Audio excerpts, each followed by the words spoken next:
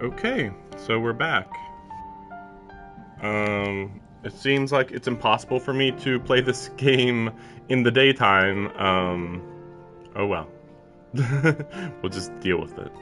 Um, at the very least, I do want to try to stream this every day, so even if it doesn't turn out great, I'm at least staying on task.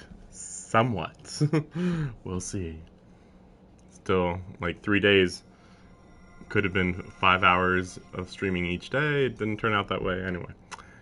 You realized one day that you don't dream. All you see is your past set on repeat. Now you read.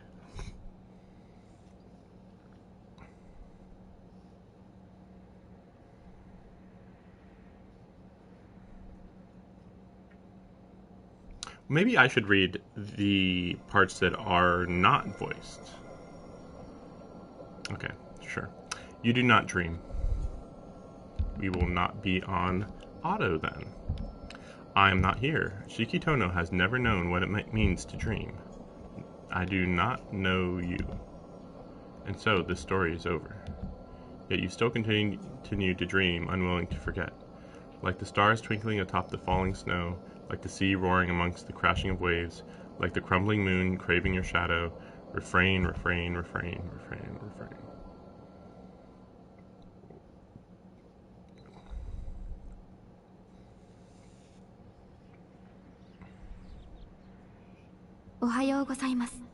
Good morning. Well, yeah, I don't voice it if they voice it.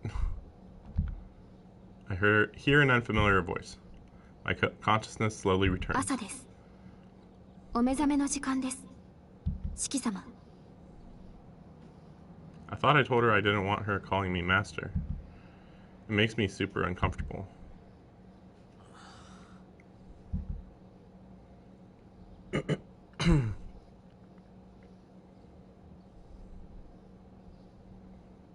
I opened my eyes, grabbed my glasses from the bedside, and put them on.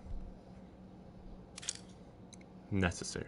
The lines fade instantly. I fed up, trying to shake away the remnants of sleep. Where am I? おはようございます。四季様。The maid bows. あ、そうか。遠野の家に戻ってきたんだっけ。はい。昨日はお疲れだったと存じます。Hisui stands by the door to my bedroom, her posture perfect like a statue. My mind is still a bit foggy, likely from sleeping in a new place. 四季様。Hisui calls out to me. I shake my head to wake お myself はよう、 up. 翡翠。わざわざ起こしてくれてありがとう。そのようなお言葉は不要です。四季様をお起こしするのが私の役割ですから。Hisui answers flatly. It's too bad, I think. Hisui would be unstoppable if she had just half the brightness of her sister. Not that I have any right to judge someone's character. 何かご用でしょうか。Hisui speaks up, perhaps aware of my gaze. いや、なんでもない。翡翠の顔を見て、ここが遠野の屋敷なんだって実感しただけだよ。I get out of bed and take a deep breath. The clock says it's a little before 7 a.m. It's a bit earlier than when I usually wake up. 着替えてから下に行く。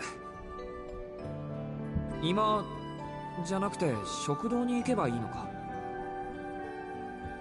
はい。食堂においでください。朝食の支度ができていますので。わかった。ありがとう。Hisui bows and leaves the room.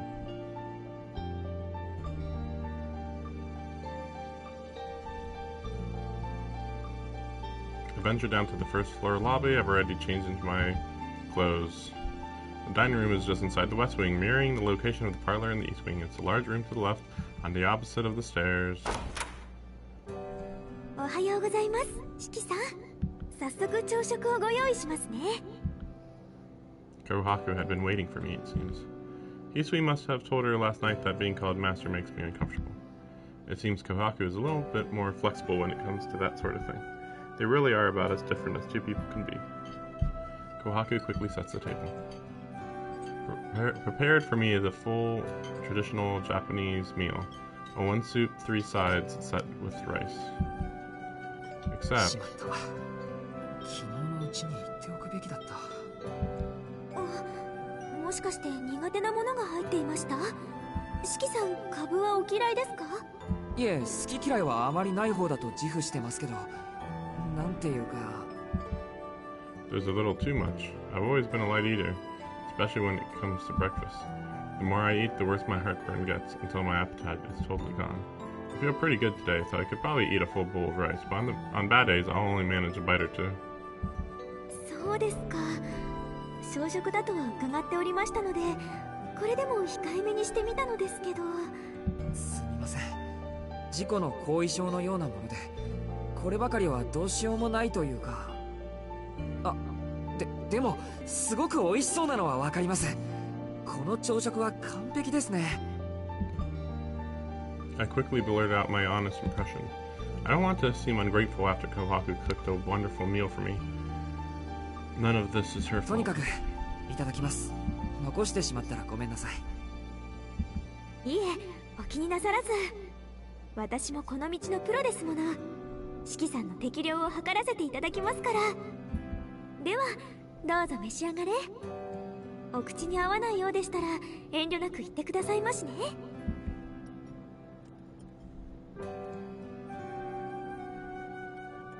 ごちそうさまでした。大変美味しかったです。I bring my hands together and express my thanks. Kohaku's breakfast was a feast for the eyes as well as the stomach. It was delicately seasoned with none of the flavors overpowering one another. Each bite served to only whet my appetite more. I'm sure most high school guys would have helped themselves to seconds or thirds. けどすみません。せっかく用意してくれたのに残してしまって。いいんです。先にお話を聞いておかなかった私の失敗ですから。それに十分嬉しゅうございます。四季さん、本当に美味しそうに召し上がってくれるんですもの。この日のために腕を磨いていた甲斐があったというものです。Kohaku smiled sweetly. I think she's got things wrong. The joy is all mine getting to see a smile like that. いけません。もうどうぞ私にお構いなく今の方に行ってくださいな。あちらで食後のお茶を用意いたしますから。あまり四季さんを独占していますと。Kohaku giggles as she continues tidying up. It's already 7:20 a.m., so I should start getting ready to go to school. I thank Kohaku one last time and leave the room.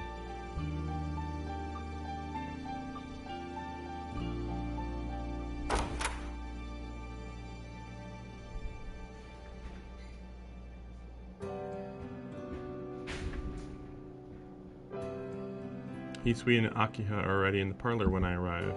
Akiha is wearing the uniform for Asagami Girls Academy, a prestigious school for young ladies. Yo. Hey, good morning. Akiha. Good morning, Akiha. おはようございます。 Good morning, dear brother. Sorry, I started reading. 今朝は起床時間が遅かったようですが、よしとしましょう。初日につきよく寝つけなかったということにしておきます。Snippy is the first word that comes to mind. It's probably not a good idea to tell her that I actually woke up earlier than usual this morning. スイ、兄さんに食後の紅茶を。私ももう一杯いただきます。かしこまりました。四季様、お砂糖はお入れしますか？ああ、うん。じゃあ一つだけ。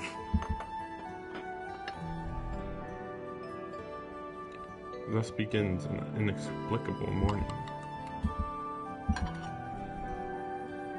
Hisui places a cup on the table and returns to her position by the wall. I take a sip of the ruby-colored tea and... Hold on, what is this? This tastes amazing. Rich people tea. Bitter yet sweet, complex yet totally drinkable. It even smells like Christmas. What does... If a tea is complex, what makes it not drinkable? I'm a little confused. I've had many types of tea. Never once did I think this is so complicated, flavor-wise, that I just... It's hard to drink. I don't know. Flabbergasted, I ramble on nonsensically. I didn't care much for the lavishness of the mansion I saw yesterday, but this tea is something else entirely. 今朝は Yeah, I found マリアージュのエスプリドノエルですね。She talked really fast. 紅茶の名店といえばイギリスですが、こちらはフランスの名店です。創業そのものは1850年頃、日本に上陸したのはつい最近。15年ほど前だからメジャーではないもののクリスマスという表現は曖昧すぎて評価しづらいですけど、不思議とニュアンスは伝わりますね。Ooh, it's a little vague. It's like, it sounds like mint, or like a pine, or a whatever. One of those. I mean, it's a green tea, I suppose. Then again,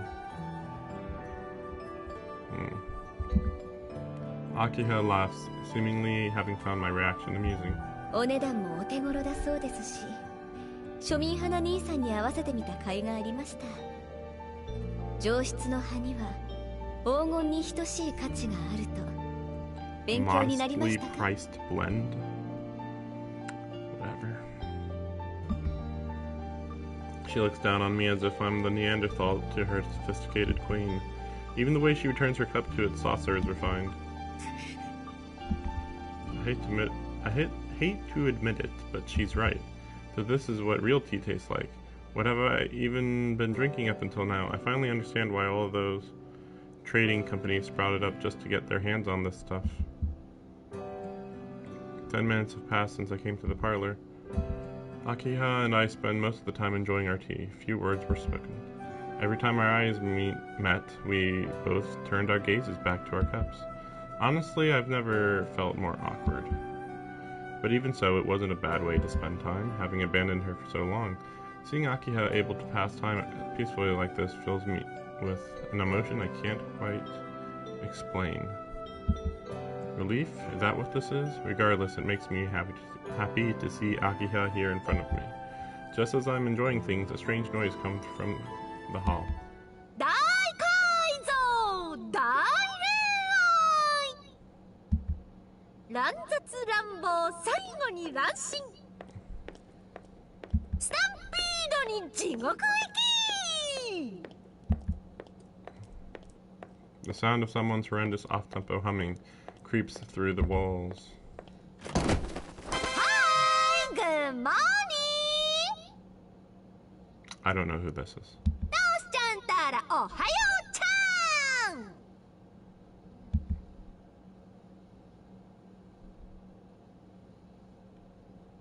There's no way that this is the mom of Hisui and Kohaku, right?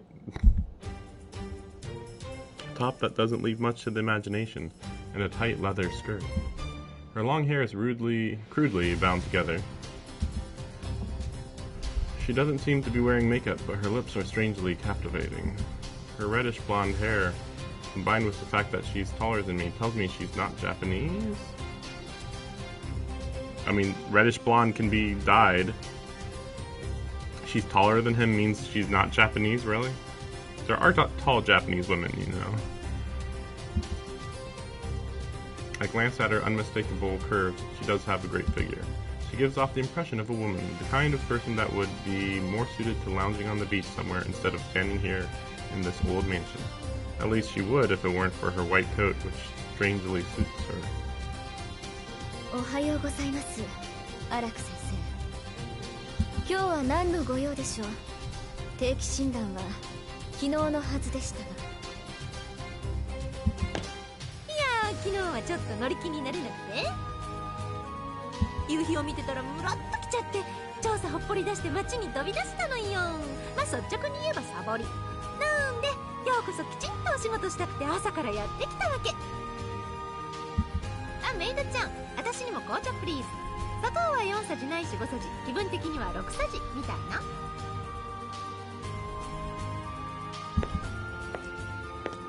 The woman in the white coat barges into the parlor. Her eyes naturally meet with mine. あれあれれあれれれれ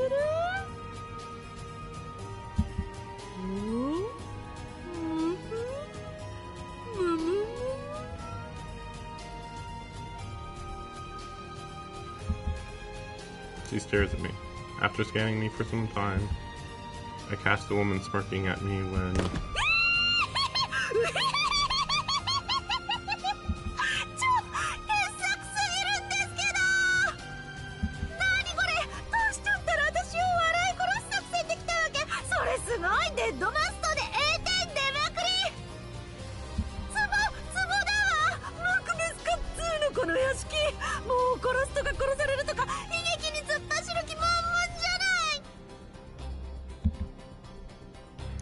woman is doubled over, howling with laughter.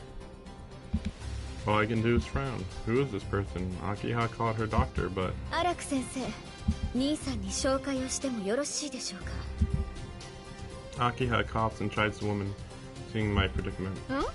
紹介って私のこと？それともしきちゃん？言うなよ、そんな無駄なこと。しきちゃんのことなら牧久くんから聞いてるし。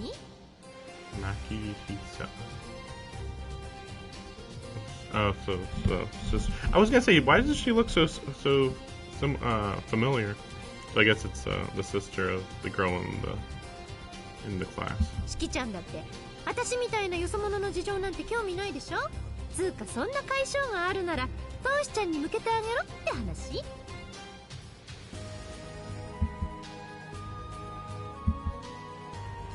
Oh, sorry. Wait, now I'm even more confused. Sorry, I keep losing track of who Makihisa is, because I've never heard of this Japanese name.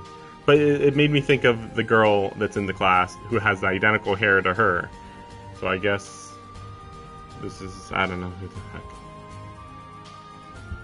そうそう、私はもともと気ままなデラシネ、風に漂う砂しの雲みたいな女だったんだけど、牧久くんとはちょっと縁があって、行くところがないならうちで一緒に暮らさないかとかクールに口説かれちゃったわけ。でも残念、牧久くんはちょっとタイプじゃないんで、あっさり断って今はトウシちゃんのお友達なのかしら。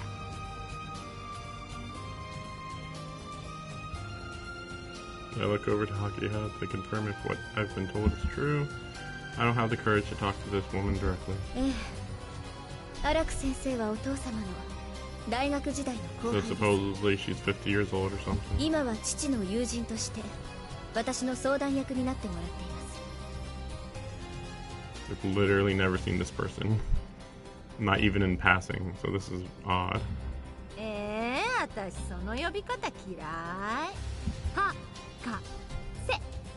私のことは親しみと愛情を込めて荒く博士って呼んでくれなきゃ博士泣いちゃう。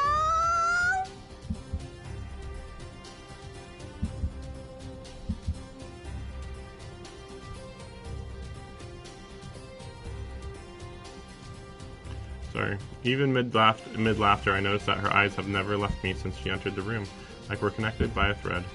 どうぞ荒木様、お茶が入りま Peacefully した。 intervenes, giving her her tea. Either unaware of or unfazed by our conversations, she serves to calm Arak's energy. メイドちゃんったらほんとメイドの鏡ね。 She's not happy to be interrupted. Arak puts a hand on her hip as she downs her sugar-filled tea in one breath. おう、ナイスシュガー。糖分が五臓六腑に染み渡るっていうか、子宮とか卵巣にキュッと溶けいっちゃってたまんない。ラブ入ってきた。じゃあ定期診断に行ってきます。大浴場の空調がおかしいんでしょ。分かってる分かってる。ささっとチェックしてついでに4クラスターとか出してみましょう。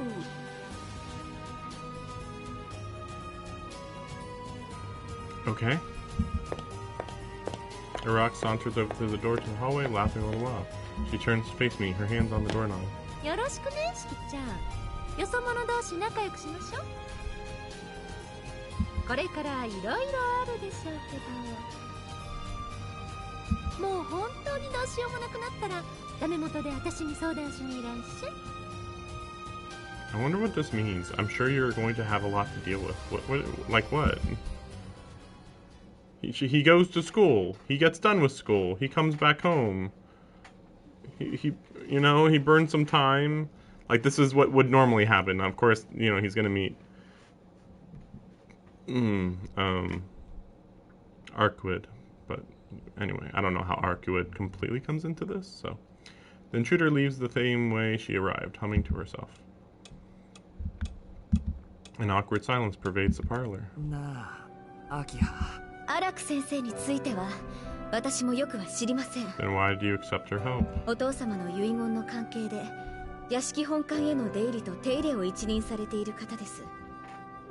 お父様は建築家として重宝なさっていたとか。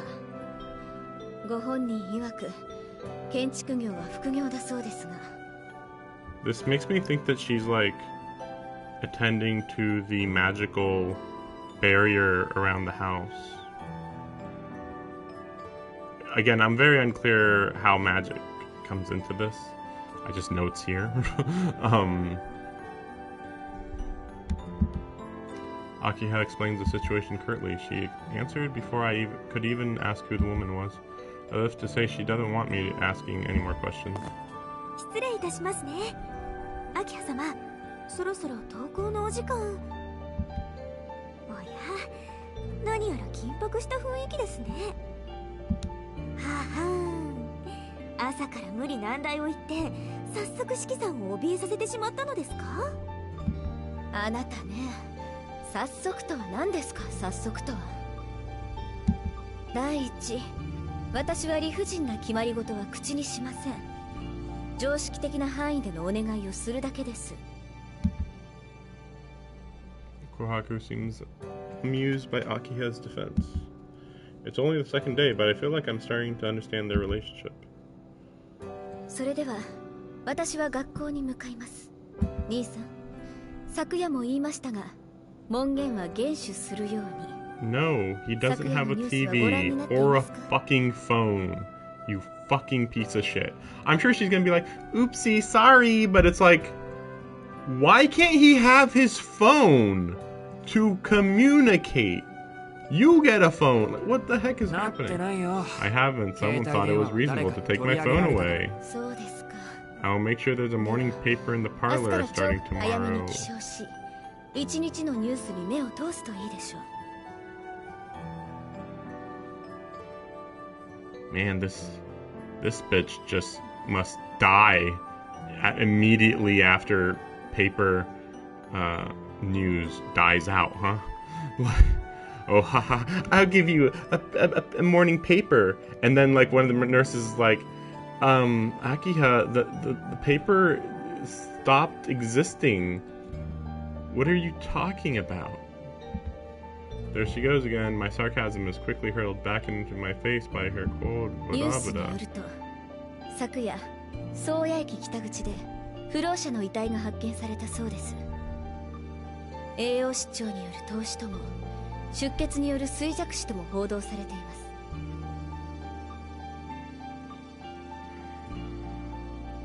I guess this is to explain why I don't get informed of important things. Because she took away my phone. So if there's a fucking murder 5 minutes ago, normally I would know. But because of this bitch, nope, I don't know. 真相はどうあれ、このところ繁華街の治安は良くないようです。そんな Don't 時に shame our 出会 family って by くだらない事件に dying? 巻き込まれては遠野家の恥ですから。 It's like, the city's not safe. I'm keeping your phone that can allow you to communicate with me. 学校が終わり次第、日が落ちる前に屋敷に戻ることを心がけてください。 As if that means something. Akiha leaves the parlor after reminding me of my curfew. But if she wants me home before the sun sets, that means I'll have to be back by 6. Why even make my curfew 8 o'clock then? What's that mean? I'll have to be back by 6? Oh, wait. Oh, because she just said 2 different things. Because she said, your curfew's 8, but be back before the sun sets.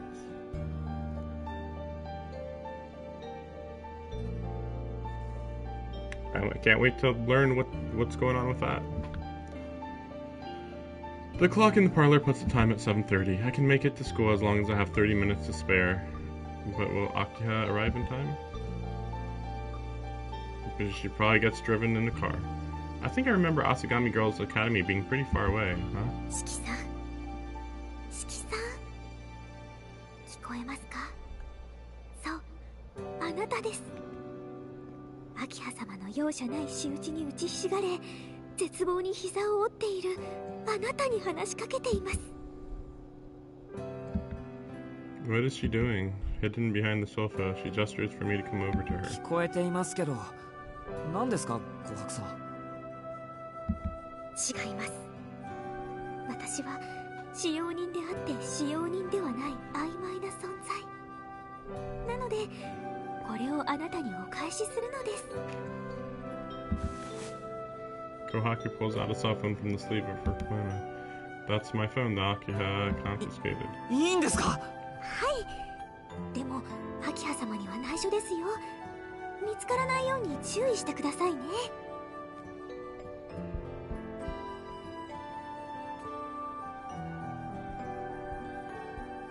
I don't know, everything about the phone just doesn't make sense to me. あと屋敷内で使うのもお控えください。まあ電波の通りがあまり良くないので使いたくても使えないとは思いますが。琥珀さん。 At least someone in the Toho manor has common sense. I take the phone and quickly slip it into the inner pocket of my uniform. あとはこちらもどうぞ。正門の認証カードです。ブザーを押していただければ私の方でロックを解除しますが、警備室まで行くのにどうしても時間がかかってしまいますので、ご面倒とは存じますが、お急ぎの時はこちらで正門の鍵を開けていただければ助かります。 This feels like it's going to be a weird moment where I'm like, which decision are you going to pick? And like, what? Like if you forget the card, then and press. We'll see how this works. Maybe it could cause a death. Because I think I heard that you can die in this game. You just get like a dead end and then you have to like go back or something. A key card for the gate. The Tonos sure don't slouch when it comes to security. それでは私は秋葉様をお見送りしてきます。後のことは翡翠ちゃんにお任せしますね。はい、いってらっしゃい姉さん。 Kohaku hurries off after Akiha. 四季様のお時間はよろしいのですか？ああ、ここから学校まで歩いても30分だからね。今は7時半だろ。途中でちょっと走れば間に合うよ。でも気にかけてくれてありがとう、翡翠。それでは外までお見送りいたします。ああ、うん、どうも。 Having a personal maid really is embarrassing. Arrives from the sofa, discarding the intruder earlier. My first morning in the mansion after 7 years passed without much issue.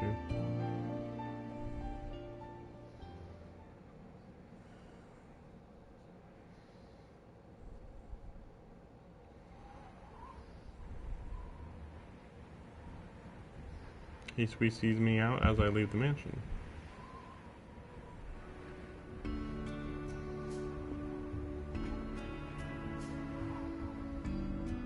The Tono estate rests atop a high mountain on the outskirts of Soya, quite a distance from the station. From the vast stretch of forest in the area, it's easy to think that the manor was built simply to be an entrance to it. It only takes a little more than 30 minutes to pass the station and get to the school from here. Wait a second, let me go check my volume real quick.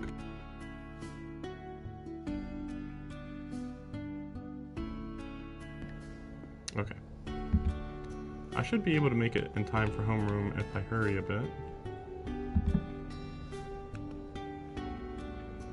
I make my way down the long decline. It's my first time taking this route to school since I always took the train when I was with the Arimas. It almost feels like I'm going to an entirely different school.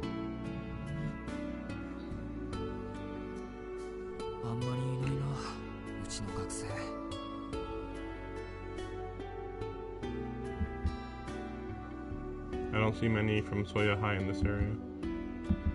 I seem to be the only one wearing a school uniform. Unlike the south exit yesterday, the north exit is crowded with commuters. Men in suits rushing by their way to work, the kind of sight that's entirely common. They appear unbothered by the recent happenings in the city, or at least it's not enough to warrant changing their day-to-day schedule. Regardless, there's no obvious change to the town. I guess few would avoid going out at night based on a bad feeling like Arihiko.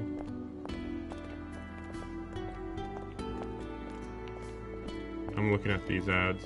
You got enjoy music, bookstore, 24-hour cafe. I wish that existed here, where I live. Big Bargain. And that picture for a movie. Nissan. I assume that's Nissan.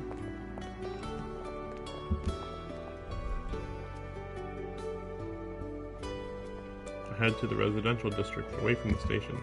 Unlike before, the road here is packed with uniformed students. My phone tells me I have 5 minutes until the school gate closes. I quicken my pace, dashing down the asphalt path so I won't be late.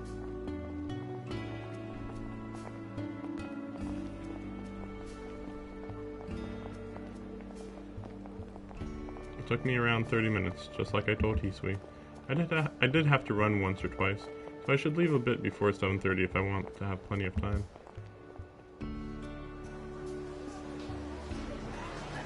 Arihiko isn't here today. I guess him coming yesterday really was a fluke.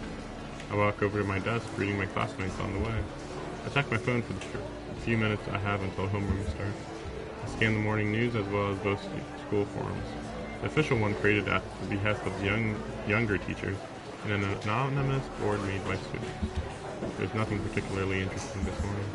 I look up and find that the vast majority of other students are spending their time in a similar fashion. Apparently most teachers over 30 say we don't have any real friends. A common misconception by the previous generation. All that's changed is how we define our friendships. We value our friends behind the monitor as much as those we talk to in person. Our class gets along just fine. If anything, it used to be difficult to make friends outside of your own class. But that's not the case anymore. It's easier than ever to find people you click with. Homeroom doesn't need to be like a family anymore, as long as people get along okay. The rapid growth of the internet has bridged any gap in knowledge caused by age. I think this is brand new, by the way, because the original one came out in like 2000, so that was before the internet. We might not share the same wealth of experience, but I'd say we're pretty even when it comes to day-to-day things. They say we have no passion, no dreams, no hope, but I don't think that's our fault. The world is smaller than it used to be. Even elementary schoolers know just how stalled our society has become, which is why it's become difficult to have dreams in this day and age. And that's what it means to share information. The larger our collective knowledge grows, the smaller the lives of the people who possess it seem to become. People used to look beyond the horizon to learn. There's no need anymore. We don't need to go anywhere. People may be free, but they've lost all reason to venture outside their narrow world. Whether that be the classroom, school, or city, people feel trapped. At least that's what people say, and that's just their personal opinion. I don't feel that sense of being trapped. I don't have any problem with our society, or feel like we're stuck. The only thing I'm worried about is enjoying every day I have as much as I can. To start with, it's probably wrong for someone dreaming of the simple life to drone on about the complexities of society. I bet I'm full of misconceptions.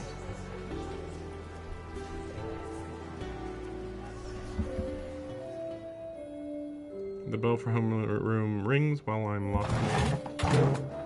Students who had been chatting away returned to their seats. I put my phone away, ready for class. Thus begins my second day of school since returning home.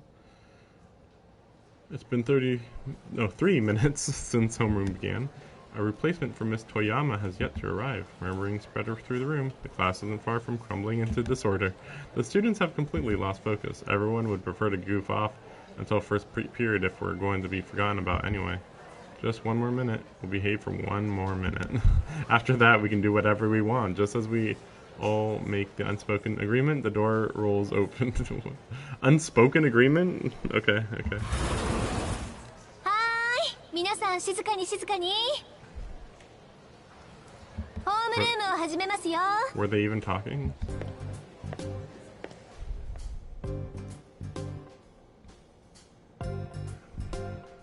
All right. I was like, why does she look familiar? Oh, I think I do know. Don't worry about it. The classroom falls silent. We stare at the complete stranger who just entered the room. She obviously isn't Japanese for some reason. In fact, she looks more like a college student than a teacher. Students? What? College students are the same age as teachers. College students can be like 25 years old. A teacher can be 25 years old. Are you all okay? 皆さん You 揃っ look て like you've seen a バジ ghost. 何 Don't worry, I 私 don't ったら have バジ snakes 系 in 写 my hair, 真 and I'm not going to turn you all... ああいけない stone. ちょっと Oh 例えがマ my, イナ not ー a で fan of ね this here. Sorry. 日本 Wait a 風に言う second. Let me とリング Read 系 this, 女子 please. でも先生名前は貞子 Talking じゃ so ないんだ fast. けど Can I... Oh my, not a fan of this here, are we? Let's see, you don't have to worry about me crawling out of any television screen. Oh, but then I guess I don't have the long stringy hair for that. I just talked so much I felt like I had to keep talking.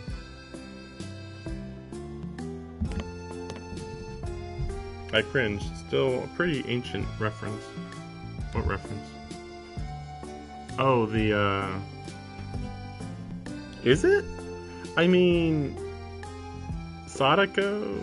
Hanako? Whatever. The long-haired horror character. Like, it's not like there's a new horror character that's really well known, I would think. The woman doesn't seem bothered by it. She stands behind the teacher's podium and gives an exaggerated cough. はじめまして富山先生が転任なされたのでその代行としてやってきた新任の藍染ノエルです1ヶ月だけのお付き合いになりますが皆さんよろしくお願いします Yeah, she's a temporary teacher. 担当学科は体育と英語好きな食べ物はモンブランもらって嬉しいプレゼントは現金ないしウェブマネーで NG ワードはペットショップ Don't talk about pet shops. You can talk about pets, but not pet shops. I'm trying to remember what a Mont Blanc is. I think that's like sort of like a pastry, I think. 質問は随時受け付けますので遠慮なくアタックしてください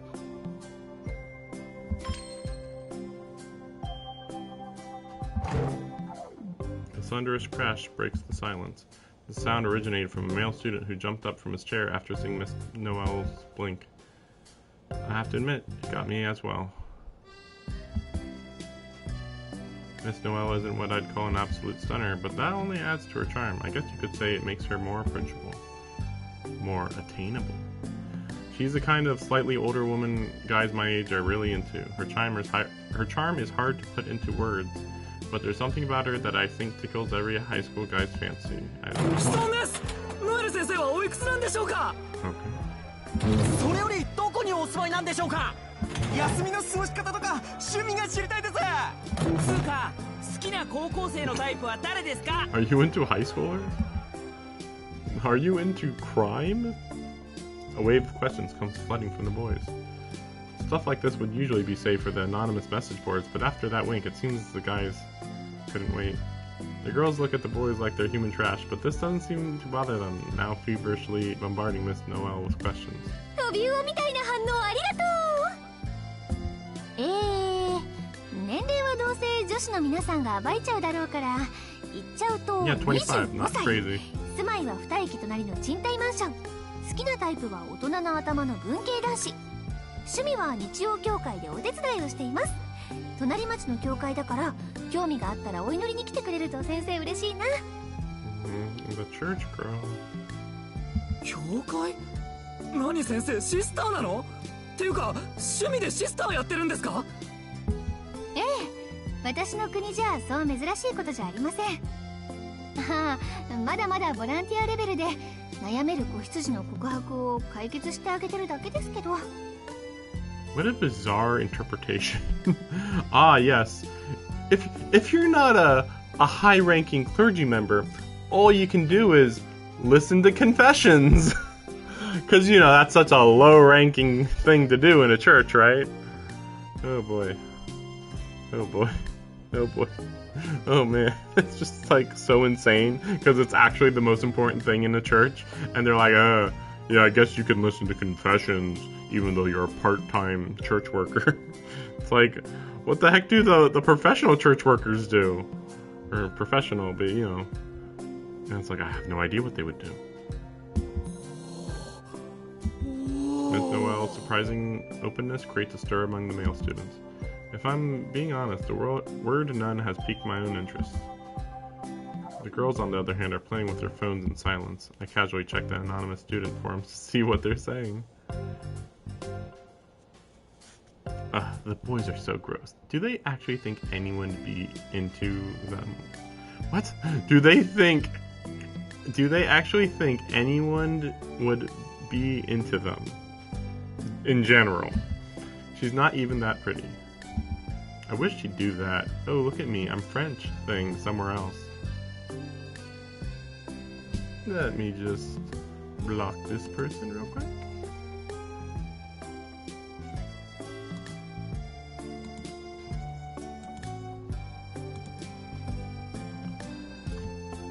Oh, look at me, I'm French. She's like not even hiding how much she's loving this. About what I expected. More and more gossip is posted to the forum. Before long, the class has been bizarrely split among gender lines. The tribes are firmly divided into disgusting boys and nasty girls, a war of cliques right out of middle school. Miss Noelle smiles wanly as she watches the chaos unfold. この子たち、頭の程度は大丈夫なのかしら? Not something you'd expect to hear from a teacher. Yeah, unable to keep up with what's happening, I take a look around and meet eyes with Yumizuka. It looks like she feels the same as me. What is happening? Classroom is lively. What should have been a normal day now feels anything but. I mean, you were always going to have a different teacher, but alright.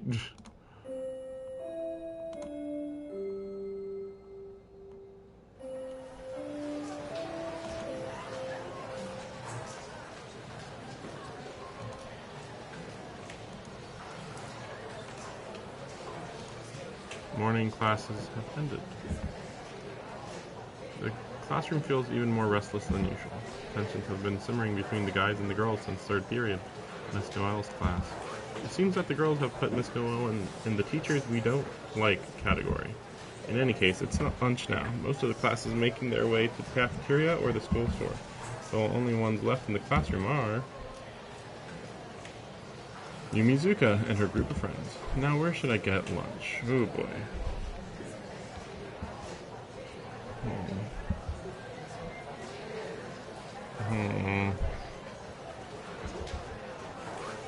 You know what? Let's eat in the cafeteria. I'll have lunch in the cafeteria.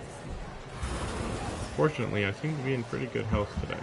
I think I'll treat myself to a fancy lunch special day. I normally wouldn't order it since it's a bit pricey, but I don't have to worry about money anymore. Go on. As of yesterday, I'm bankrolled by the Tono Empire. 学食は毎日一番リッチなものにしたい。 When did they say that you're being bankrolled by them? If I were to make such a request to the head of the Tono family, she would be sure to grant it with a smile. Where is this coming from? そうですか。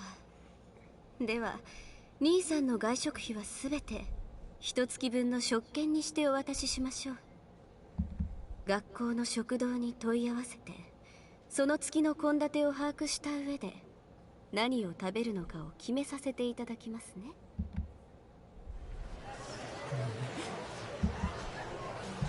For some reason, I feel chill go up my spine, but I ignore it and head to the cafeteria. I have to enjoy the freedom of eating whatever I want while I still can.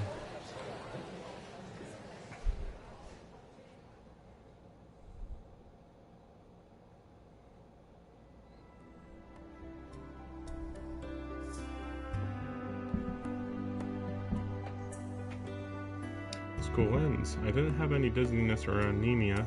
It was a good day today. Well, if you discount the emergence of a strange new virus rampaging through our class. The girls have taken to calling it Noel fever. Noel-itis is another one. Not even lunch served to cool the tension between the afflicted boys and girls side-eyeing them. Not even lunch served to cool the tensions between them. What?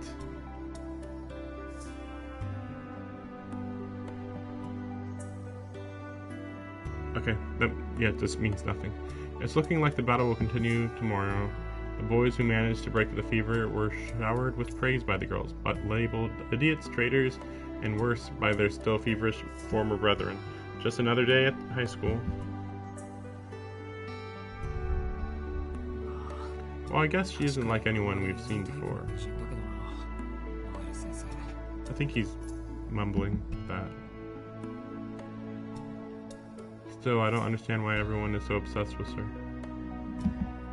I mean, Akiha is way prettier. ああ、いたいた。ちょっといい、しきくん。 Did she telepathically detect my roasting or something? あら、口から心臓でも吐き出しそうな顔なのね。何かいけないことでも考えていたのかしら？いえ、そういうわけでは決して。それより何でしょうか、ノエル先生。I swallowed the guilt I feel from comparing Miss Noelle and Akiha and try my best to change the subject. What a weird comparison, since both of them are so boring. A smile flickers across Noelle's face like she's seen straight through me. ノエル先生という響きはいいものね。日本にはまだ慣れていなくて不安だったけど、あなたみたいに純朴な子に先生って呼ばれるのは癖になりそう。背徳的でちょっとドキドキしちゃうもの。ノエル先生、ちょっと近いんですけど。気にしないで。というか、こういう時は鈍いふりをして黙っているものよ。ほらね、私の首筋綺麗でしょ？ I don't know if it's nerves or the power of the setting sun. I hear her voice not from in front of me, but behind me, like she's whispering directly into my ear.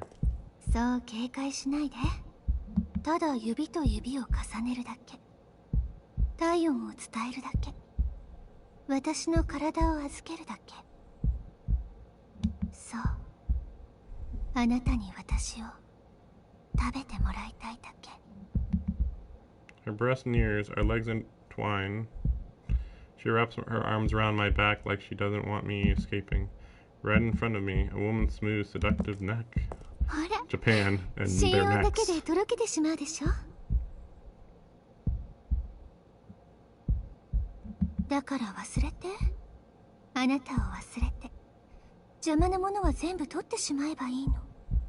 その建前も、そのメガネも。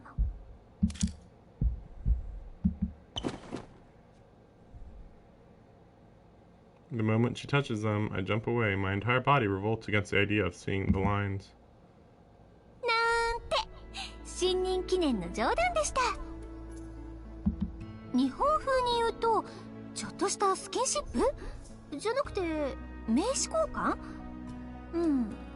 どっちにしてもまだまだ形だけの付き合いってことね、私たち。 It's even weirder now that I think that it's like, wait, if he was a vampire, how does that come into this? But whatever, doesn't matter. 冗談って、ノエル先生。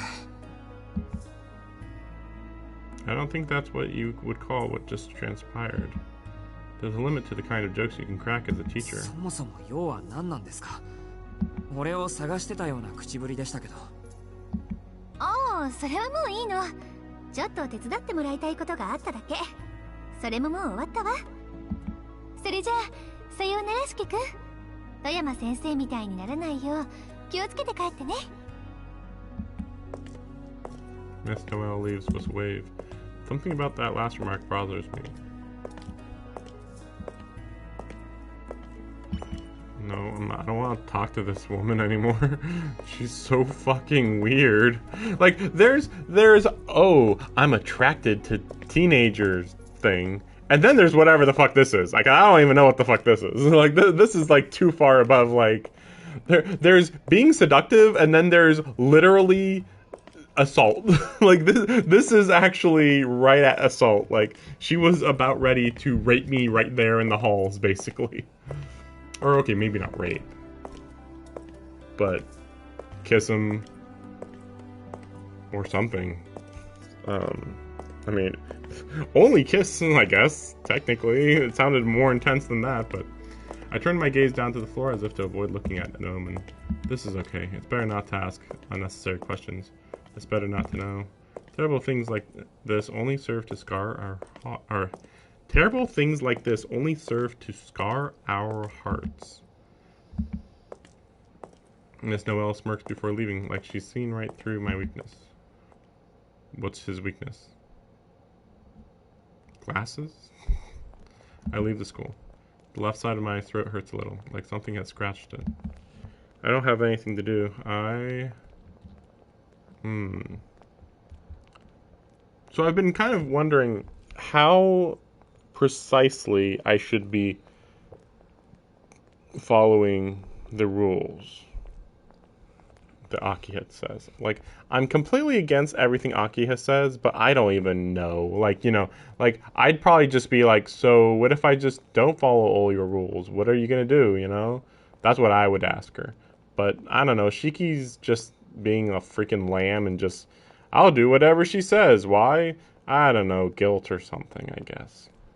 So I'll probably just follow what Shiki wants for now when it comes to the rules. Just go straight home and just do what Akiha says. Mostly? I don't know. It's a little weird though. Like it's just like if you just did what Akiha says, it makes me wonder like what direction does the game go then? Now if you I'm not entirely against just doing the opposite of what Akiha always says. It just makes me wonder like does she kick you out of the house? You know, how does that complicate things, right? Just be rebellious. I'll be right back. I want to go get some coffee. I'm going to think about how rebellious I want to be in this game.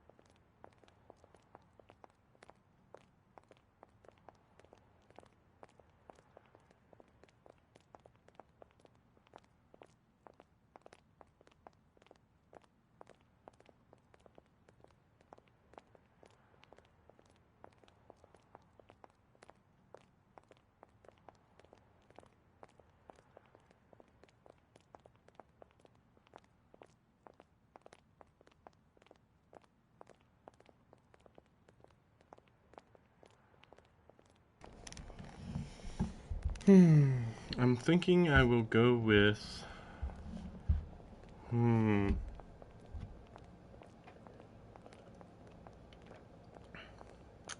It feels... It feels like it's very difficult to tell where the game is going to go at this point. So I kind of would rather just destroy the status quo immediately. Just start breaking all the rules ASAP and just see what happens is what I kind of feel like I want to do. And then we'll see what Akiha ends up doing. Maybe she's like, you don't appreciate me or something. I guess we'll see.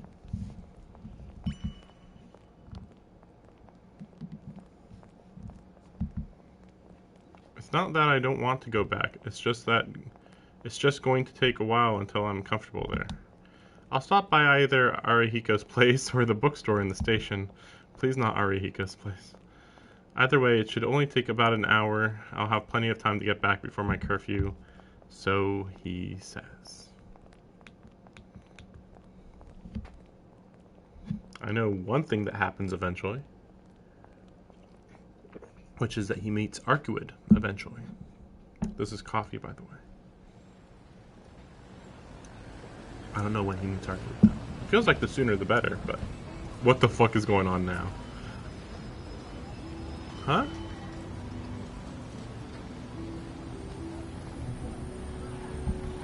The nape of my neck is strangely warm. It feels swollen.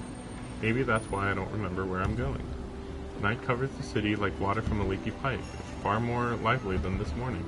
The shining headlights of cars, the throngs of people that the station swallows up and spits out. I thought something might happen. Maybe she's a vampire. I don't think she is, though. Unless it's just in this route. The number of uniformed students has dropped drastically, and brightly clothed people now own the streets. Brightly clothed people, oh man! I rise from the bench I was sitting on. It's time. I start towards the shopping district, though I have no reason to go there. I guess this would have happened no matter what, maybe? I guess we'll see. I slip into a side street away from the main avenue. It's more of an alley than a street. There's no one around. Completely silent. No sign of life. Nothing except the rustling from in there. The light from the vending machines is blinding, a modern convenience at odds with this place. I hurry past the glaring brightness. I make for the darkness befitting of the night. The shadowy places more confined and further from prying eyes. I place my hands on the rusted fence. If I can open this and go inside, I can...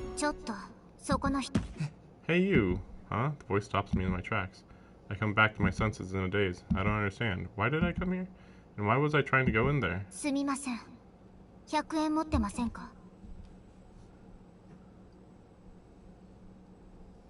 I don't think I know this person. Again, it's weird. Like, I've seen like 10 characters from Tsukihime.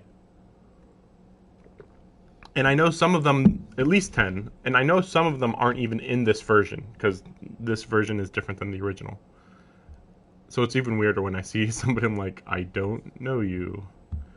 Can you spare 100 yen? I turn around and find a strange girl standing in front of the vending machines. It seems she wants to buy a drink, but doesn't have any change. I'm not sure if it's the guilt I feel at losing myself, or if I just can't bring myself to refute, but I hand the girl 100 yen.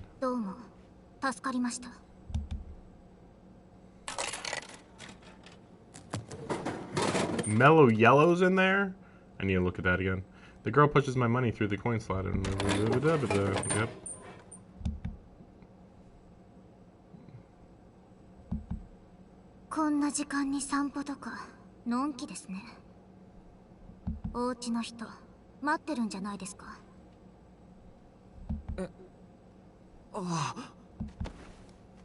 I check my phone. The clock informs me it's 7:40 without a hint of mercy. I only have 20 minutes until my curfew. Technically. In a panic, I make to mad dash out of the alleyway when from behind. The girl calls out to me again. The girl tosses the canned drink to me. Surprised I catch it. Didn't she buy this for herself though? それあげます。なんで？どれも飲めない味でした。 The girl voices her displeasure and walks past me briskly. いや、呆れてる場合じゃない。 I assume she's a vampire hunter.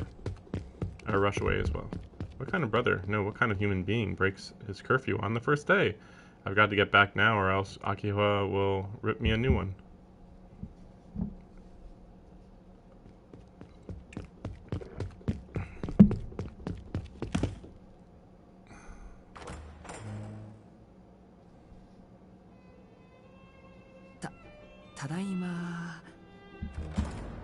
I open and close the door as quietly as possible and sneak into the lobby. I make sure my greeting isn't too loud or too quiet.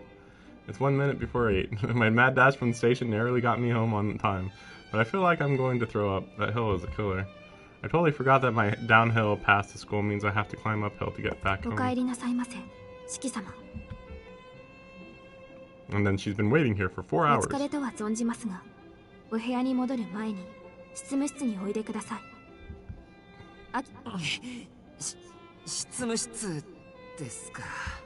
I should have guessed that being called to the office meant Akihua wasn't happy with me.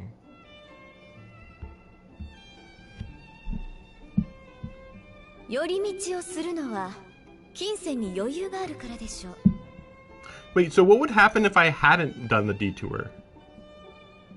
Like, that literally wouldn't have happened otherwise?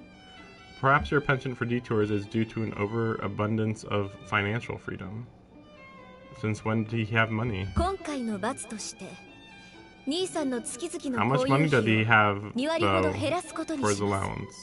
I was wondering if they were going to mention the allowance, and then they just didn't mention the allowance.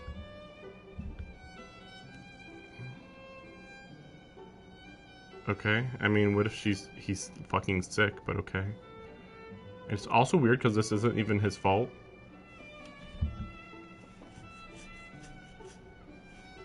Yeah, I guess I didn't realize I would be getting money each month from my sister, and now it's already been slashed. I hope you're happy, old man. Akihua is even stricter than you are. でもそれはないだろう。俺は門限は守ったんだぞ。まあ日が暮れる前にってのは守れなかったけど。あら、それは意外でした。私と約束を交わした自覚はあったんですね。 I want him to just say, I felt lightheaded, so I sat down. And when I realized when I got up, I realized it was very late. That's all you have to say. I have to wonder what she would say. If you were like, yeah, I felt really kind of sick. And I fell asleep on a bench. Like... いや、それがつい忘れてたみたいで。 It's the first time that he's ever been told this. 私も言い忘れていました。 It's like, oh, how dare you forget this? And it's like, it's literally the first time anybody's ever given me a curfew in my life, but okay. 罰の追加として、今夜の夕食は抜きとします。 Man, I can't wait for this to just come down on her.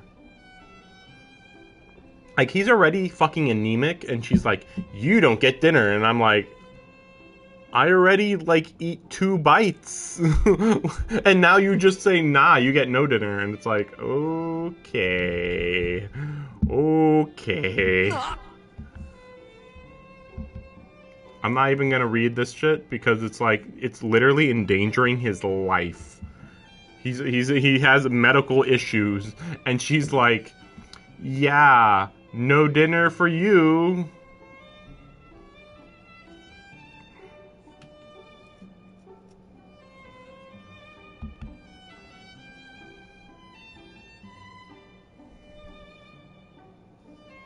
I trudged back across the lobby on my way to my room.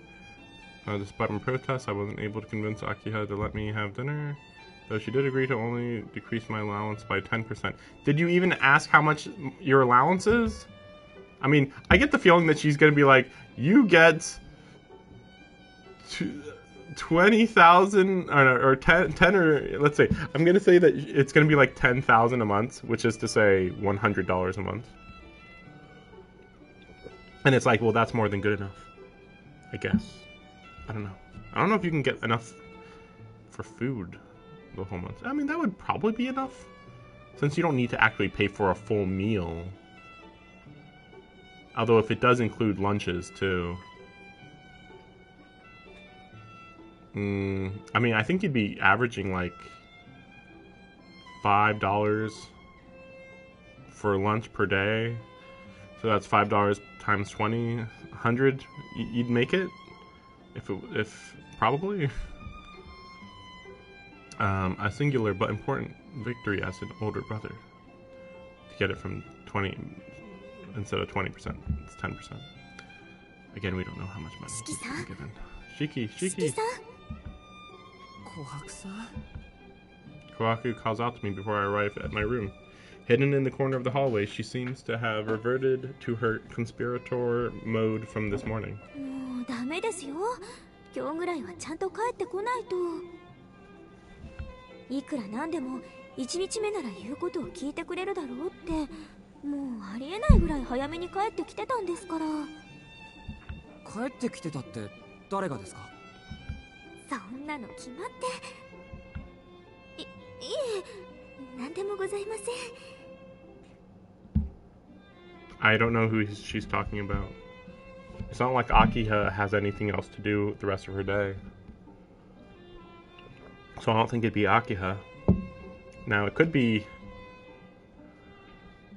Hisui, I guess. I don't know. それはともかくとして、夕食抜きは使用人として見過ごせません。ですので、お部屋の方に軽食をご用意しておきました。おにぎりとお味噌汁という簡単なものですが。That probably would have been enough food for him normally.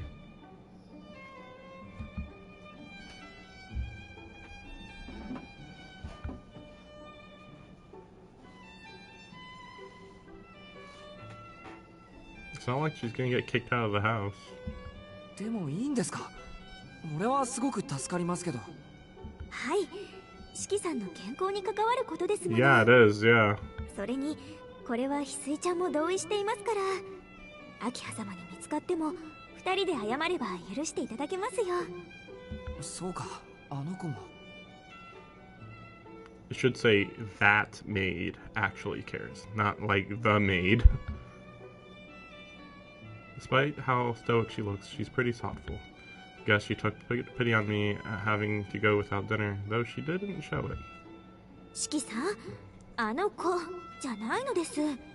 ああ、うん、分かってる。でもまだうまく話せないから気軽に名前で呼ぶのは申し訳ない気がして。いいえ、それはいけません。ひどいお話です。翡翠ちゃんはああ見えてとっても優しいんですから。四季さんもどうかこれからは気軽に家族と思って翡翠ちゃんと呼んであげてくださいな。 Kohaku looks straight at me. Maybe I have been a little unfair to Hisui. I didn't know you haven't been. I don't think he's been rude to Hisui even once. She's looking out for me just like Kohaku is. I should give her a break. わかりました。 In what way? これから You're は right, 何 I'll があ try っ to て get も along. 翡翠ちゃん。あ、いや、ちゃん付けはさすがに恥ずかしいんで。Okay. それは大変ようございます。 Kohaku bids me a good evening and returns to the first floor. Like, he hasn't been giving Hisui a hard time at all. What are you talking about? In my heart, I give thanks to my guardian angel, the nightingale of the Tono mansion, and return to my dorm. Onigiri, huh? No doubt they're delicious if Kohaku made them.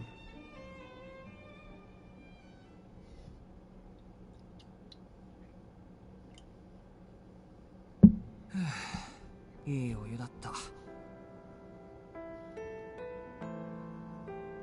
Is that what he calls a bath? Okay. After I scarfed down Kohaku's onigiri, Hisui came to tell me the bath was available. And by the time I returned to my room, it's 9 p.m. It's a little too early to sleep. All I have to read is textbooks. And I'm not feeling particularly tired. If I have time to kill anyway, I'll...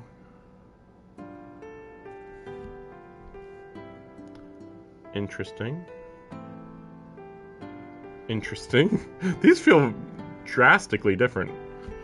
Well, I'm completely uninterested in Nakiha. Don't get me wrong. I'm sure she has a tragic backstory where she's been forced to learn these rules and blah blah blah, you know. But I don't care. If her personality has been eroded, I guess she just wasn't strong enough to overcome the mental trauma. Let's go to Kohaku's room. Let's go watch some TV in her room. On my way to the bathroom earlier, I think I figured out roughly where Kohaku's room might be. I mean, would she even be in her room at this time? Maybe. Make for the end of the hallway on the first floor of the West Wing. The kitchen should be down the end of this hall, opposite the lobby. And from what I understand, Kohaku's room is just in front of the kitchen. That makes sense. 琥珀さんの部屋はここかな。 Knock lightly on the 琥 door. 珀さん、います。はーい、ちょっと待ってくださいね。 Thought she'd be doing some chore. After a couple of minutes, Kohaku's face appears from behind the door. あれ、四季さんじゃないですか。どうしたんです？こんな時間に。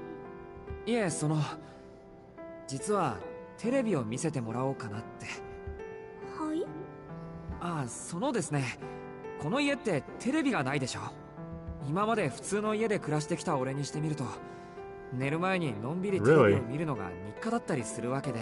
Because of my 見ないと落ち upbringing? 着かないというか。What? This is such a bizarre line. His upbringing has taught him that he can only relax if he's watching TV. Okay. I guess I can't disagree. I mean, if internet's not that great and you're not into reading books, this is the only alternative. Oh, and he doesn't have video games. The more I talk, the more I realize how stupid I sound. What kind of person tries to get into a girl's room by asking to watch TV? Even Kohaku can't hide her disgust at my... or maybe not? 言われてみればその通りです。四季さんは今まで有馬のお家で暮らしていたんですもの。いきなりこのですね。このこと明葉様と翡翠ちゃんに話しちゃいました？このことって琥珀さんの部屋に行くってこと？いえ、誰にも話していませんよ。大変結構です。もしお話しされていたら、四季さんを追い返さないといけないところでしたから。Kohaku offers me a smile, then glances up and down the hallway. 幸いあたりに人影なし。ささ、見つかると大変ですから上がってくださいな。Kohaku grips my arm.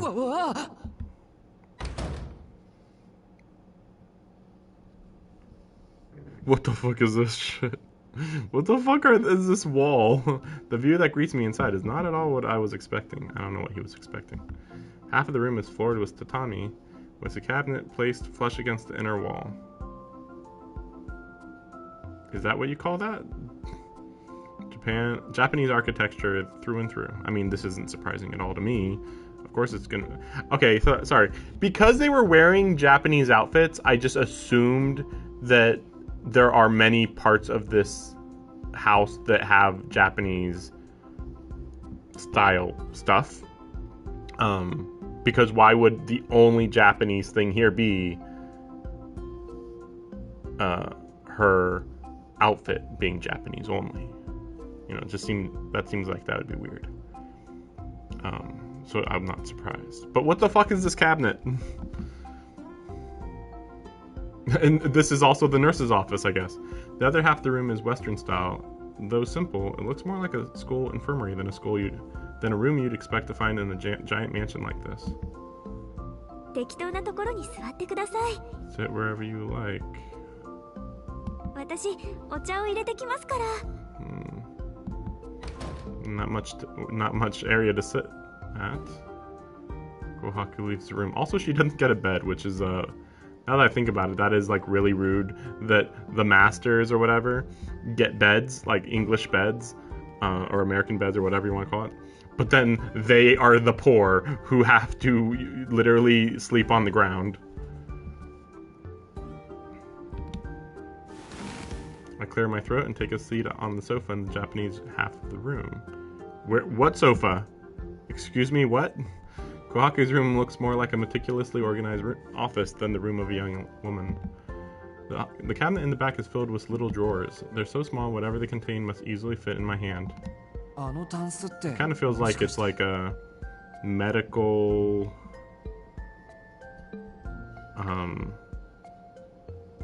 research room or something. That's kind of what it makes me think of. One of those cabinets used to store medicine. It must be. The local doctor I visited when I was with the Arimas had a similar one in his house. Wait, could that mean Kohaku has a medical license? No, that's just not possible. She's way too young for something like that. I look away and spy the TV remote resting on a floor cushion. I wonder if she was watching something earlier. Hi, お待たせしました、四季さん。ソチャですが、どうぞ。あ、どうも。お構いなく。いえいえ、こちらこそ気の利いたおもてなしはできそうになくて。Kohaku smiles as she sets out the green tea and Mizu Yokan sweets go with it. Yeah, I know about Yokan. It's like a gummy type of thing. It might be like...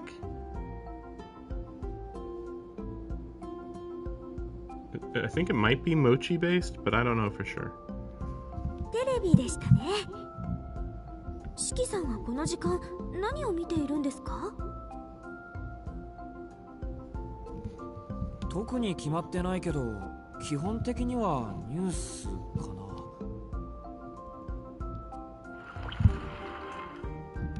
そうなんですか。四季さんは落ち着いていますから、食後は読書をなさるのかななんて思っていたんですけど。残念ながらそんな殊勝な心がけはないんです。よく勤勉な学生と見られがちなんですけど、根はぐうたらで。メガネのおかげで真面目そうに見えるんでしょうか。あ、そうでした。四季さんったらメガネをかけていらしたんですもの。実は昨日お出迎えした時に心の中でびっくりしていたんですよ。それはどうして？だって明葉様は四季さんがメガネをかけているなんて一度もおっしゃりませんでしたから。I mean, it's worth noting that nobody seems to ask him anything about the accident. It's very odd. Like, I have a giant fucking gaping hole in my chest. But, yeah, you know, whatever. Just never mention it. てっきり明葉様に似た涼しげかつ鋭い目をしたお方が来るんだって身構えておりました。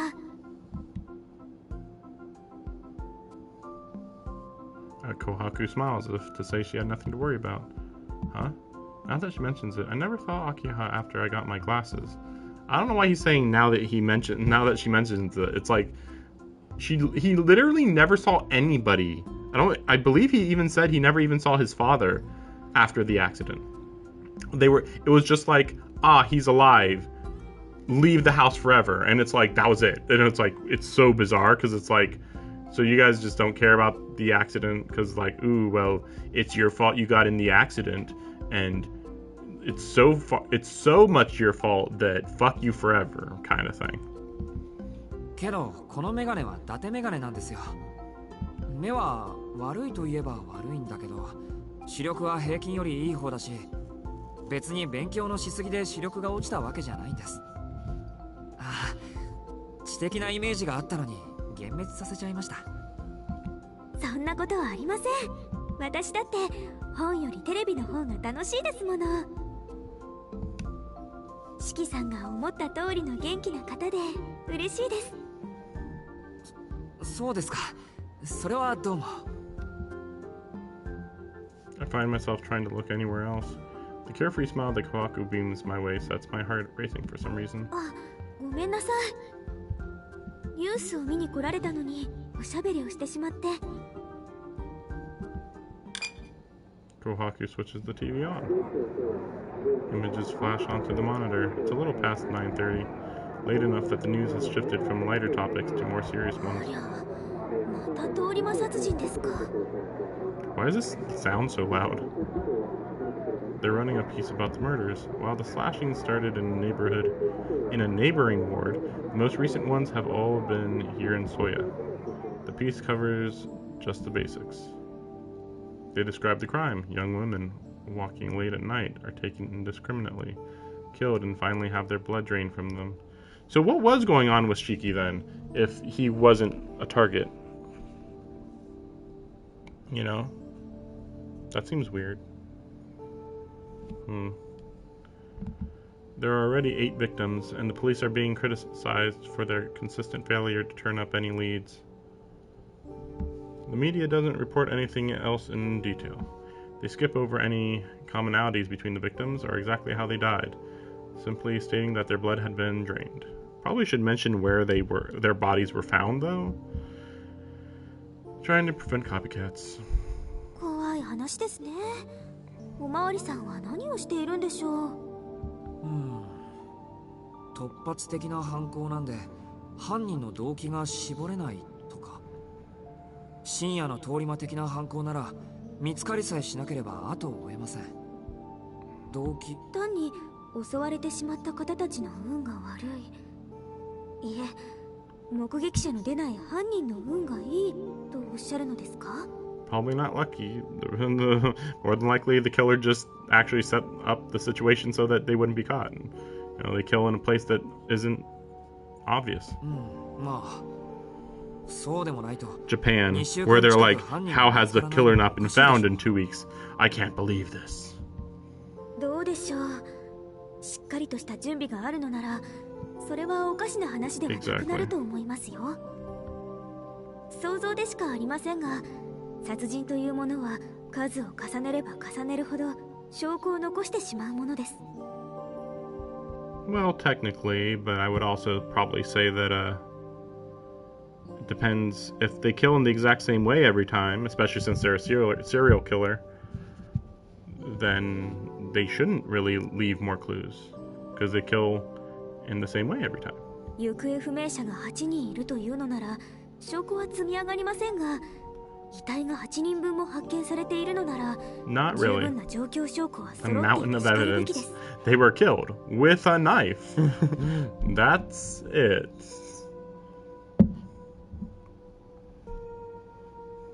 なのに犯人が捕まらないのは捕まらないだけの理由を犯人が作っているからと推測できます。 That was unexpected. In my all I can manage is a quick, that makes sense. Regardless of whether her speculation is right or not, I didn't expect her to be the type to think so hard about things like this. Yeah, she's like a sort of detective girl. I don't remember where I've seen this before, but I've noticed this trait from her before. So the only part of the reason why I know about this is from the anime I watched of Tsukihime, and also there was Carnival Phantasm. If you know, you know.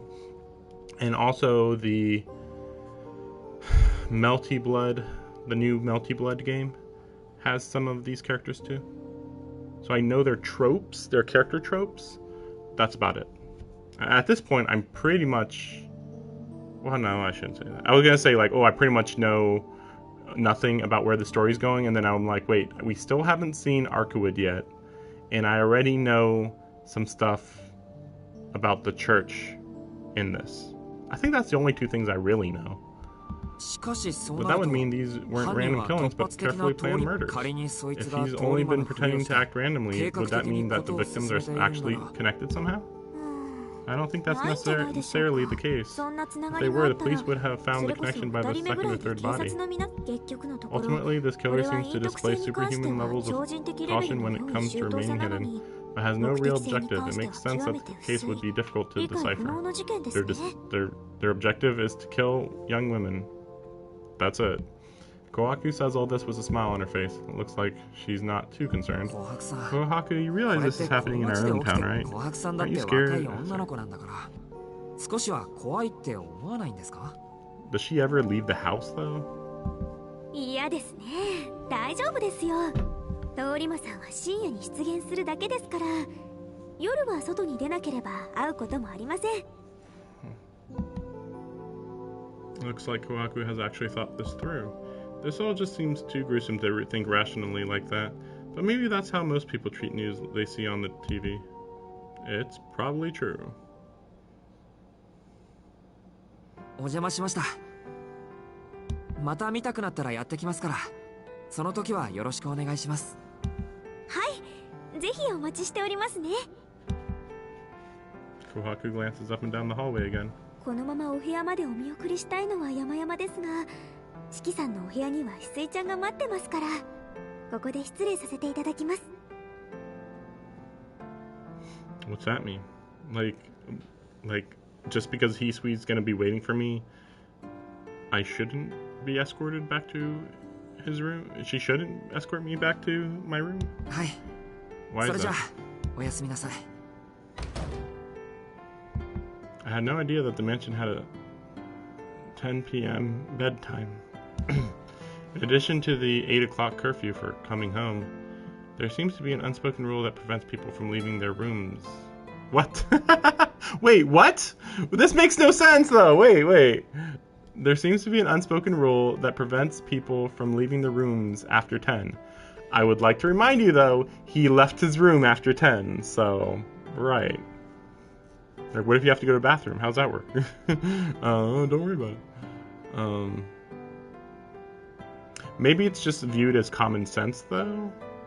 Because it's like, well, if you don't, of course you're going to sleep between 10 to 7-ish or 6-ish. Because you need that much time to sleep, I guess. まったく。親父がいなくなっても堅苦しいのは変わらないんだな。Though I suppose that makes sense. Yeesh, it's like Makihisa never left, though I suppose that makes sense. The Tono family has functioned like this for hundreds of years, despite any technological advances or shifting trends. I don't expect anything to change just because Akiha has taken over. むしろよくしてくれてる方だよな。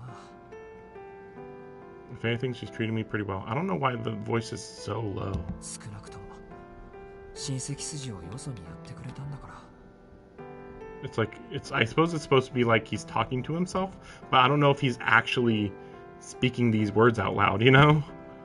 Everything here is so different. It has me exhausted. I'll head back to my room for tonight.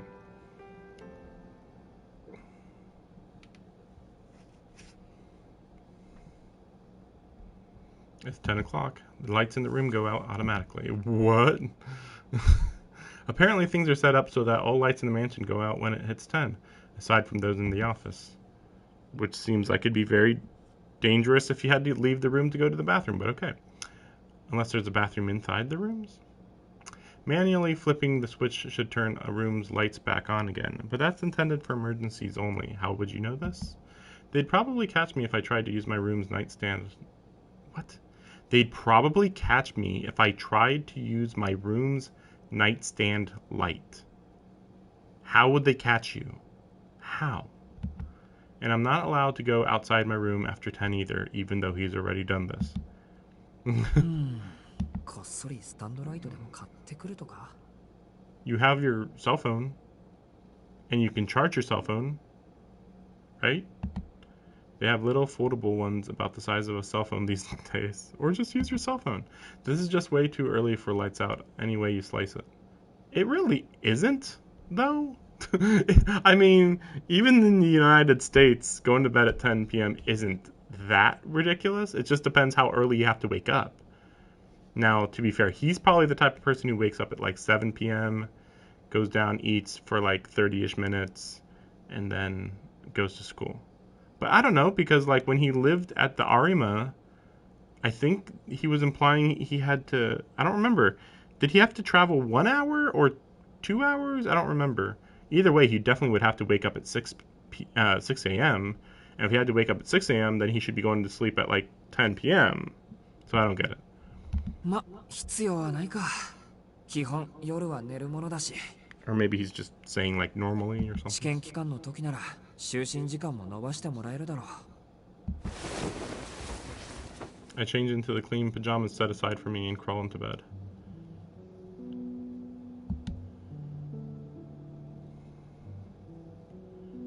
Ever since I was injured in the accident, part of me has resisted lying down like this. I used to hate letting my body get comfortable, even more so if it meant sleeping in a soft bed. From what I hear, it caused a lot of trouble for Keiko when I first stayed with the Arimas. I always slept like a rock, but I hated going to sleep. I believe that would be called a sleeping... well, like it's...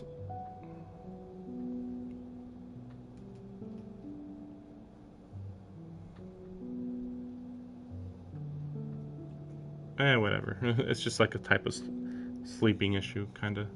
Where it's like you're restless going to sleep, and then you go to sleep and you're just a rock. Yeah, just can't be woken up. Well, time to crash. That's not really what you say when you go to bed at a proper time. I announce it to myself, even though it should go without saying.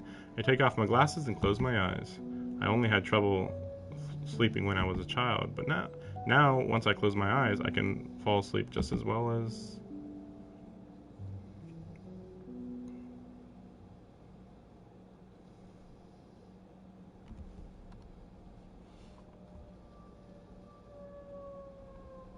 Ah, woo! A strange cry washes over my ears like a wave. Wolves, I guess?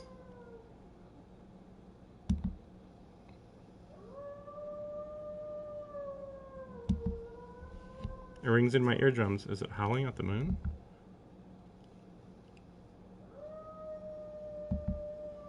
There's a gnawing pit in my stomach. The howling brings on a headache.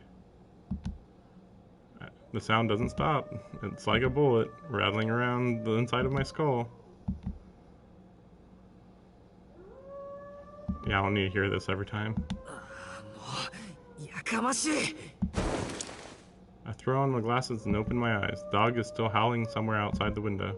The clock has just struck 11. How am I supposed to sleep like this? What the hell is that noise?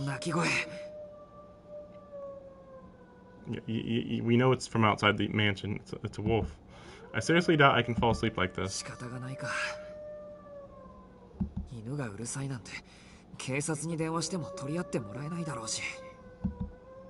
I get up from bed and change into my school uniform. Just like that, huh?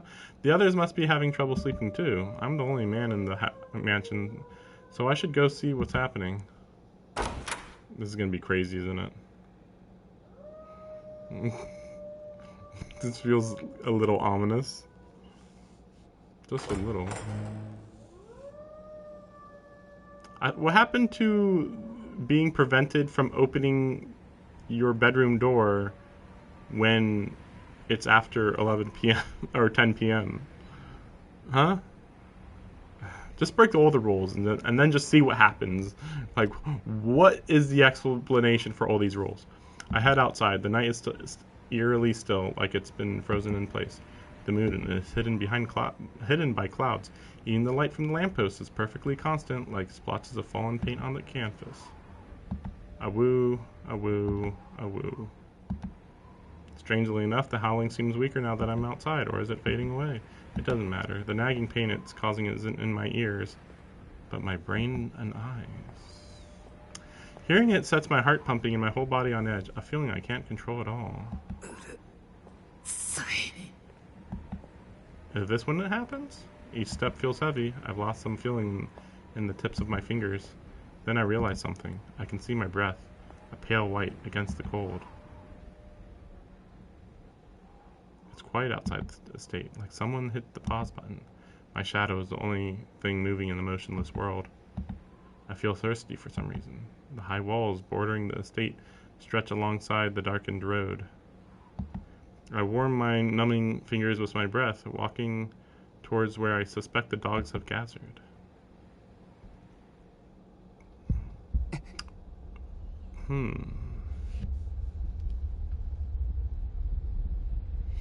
Wait, so is he here? I know of a dog man. We'll call him that, because I don't know what the fuck he is. He is a dog man. But I thought I heard that he wasn't in this game. I guess we'll see. All thoughts cease under the distant street light is something I've never seen before. Something no one should have ever see. An an incomprehensible sight. A dog half melted. What is that? A long blade pointed downward. Dun dun dun. What is that? A howl dissolving with the dog. What is that? A blade stabbing down. What is that? A roar that makes me question my sanity. Or maybe a sudden gale. As a wave threatening to rupture my eardrums disappears, so does the howling and the dog along with it. Like they never existed in the first place. Dissolved into nothingness without a trace. Is this an illusion? What I'm seeing is a hallucination, that or a dream. Is this an illusion? A strange figure stands under the light, cut out from the darkness. Is it wearing a coat? The silhouette in the thick coat doesn't seem to have noticed me standing here yet. My throat grows dry, my whole body is sweating. The night air sticks to my skin. Despite just standing here, I feel pressure like I'm at the bottom of the ocean.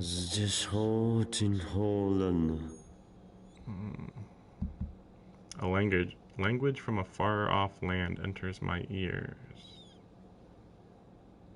Is this Vlav? If he has white hair, it's Vlav.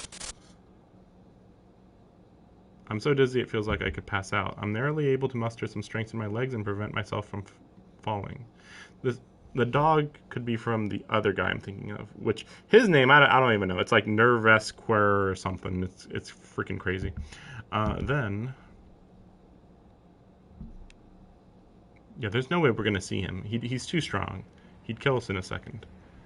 This is what I know based on the Melty Blood game. All I see is an ordinary empty public road.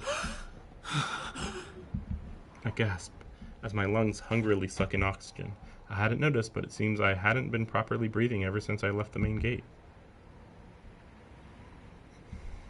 There's no howling to be heard anymore. I leave behind the terrible vision I've seen.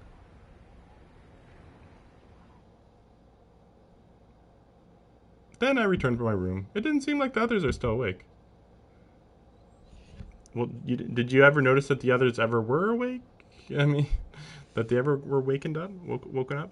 I guess I was the only one bothered by the howling. It's strange. My head is still pounding.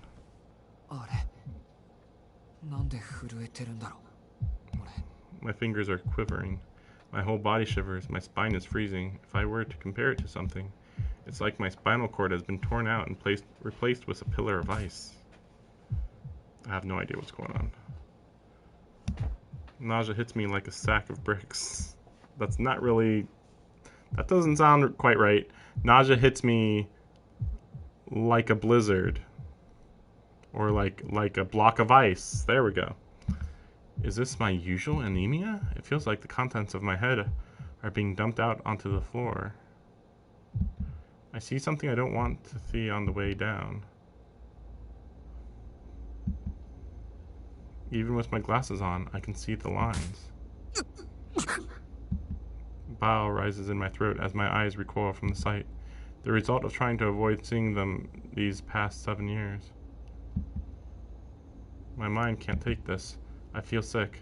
This dizziness from my anemia has my stomach trying to escape through my throat.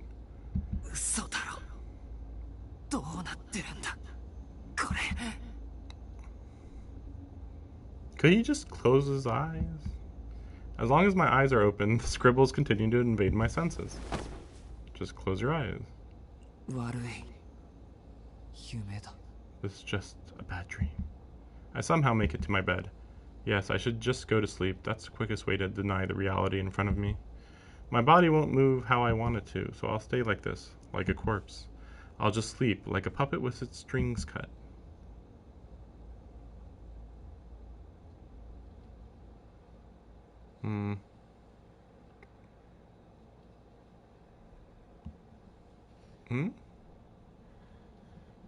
I mean, it certainly hints at something here, but I have no idea where the story's going.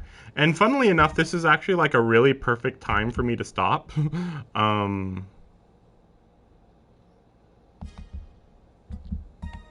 also should change my my stream title to, instead of part, I should say day. And then eventually we'll do multiple days. Eventually. Although I don't know. I mean, I could continue for a little bit. Or could I, or can I?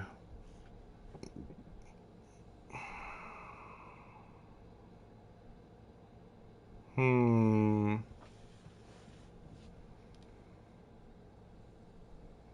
I'm kind of hmm. Hmm. I feel like the next day is going to be the very big event.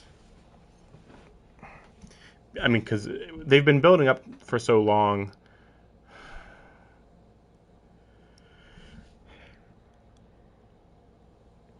And weirdly, like a lot happened in that day too, but at the same time, I can't really fit what happened together because that's at least three characters that I don't quite know what they're doing. Like I knew about the teacher, but don't quite know what.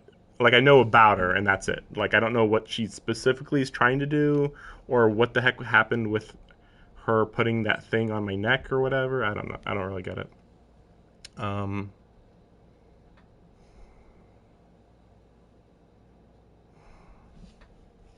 I think I want to keep going. Um, let me just go get some more coffee. I'll be right back.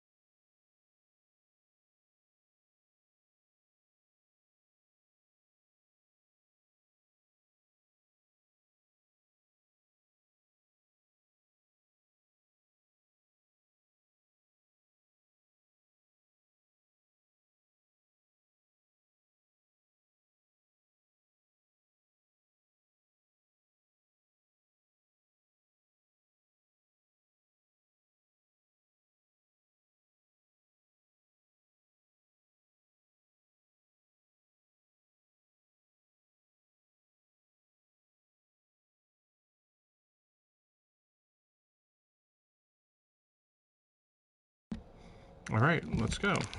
We'll see how far we get. I don't think I'll finish day 3. I shouldn't. I'm only planning to play like 1 hour more at most.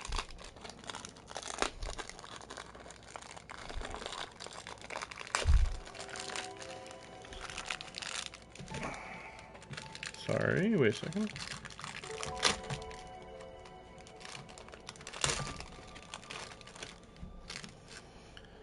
It was something Master once told me. Probably that eventually the glasses wouldn't work or something. The lines that I see are parts that break more easily. The same as how a human body has weaknesses. Like at the joints or the eyes, I can cut anything without worrying about resistance or friction. Just like lightly tracing the lines with a blade. Just by lightly tracing the lines with a blade, whether it's a human body or an inanimate object, there are lines in all that I see. よく聞いてね、シキ。あらゆるものは壊れてしまうという運命を内包しているの。形がある以上、こればっかりは逃れようのない前提でしょ。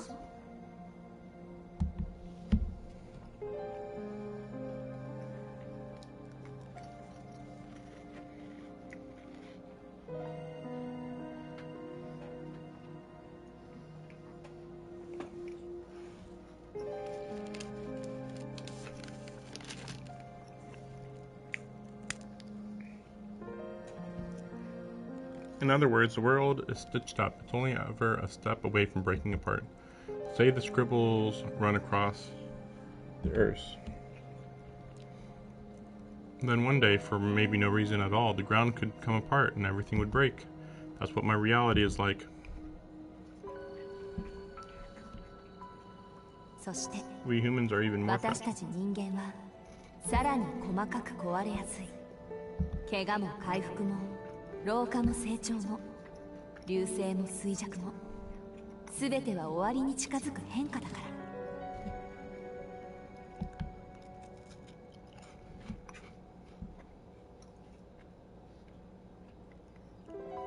ら。I never felt more thankful for Master's classes than when I first came to understand those words. I couldn't have survived if I had to see those lines all the time.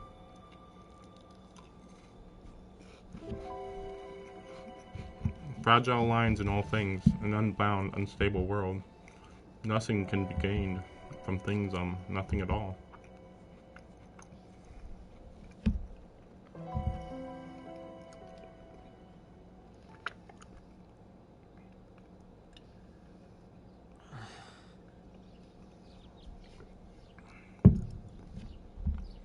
I wake from an old memory.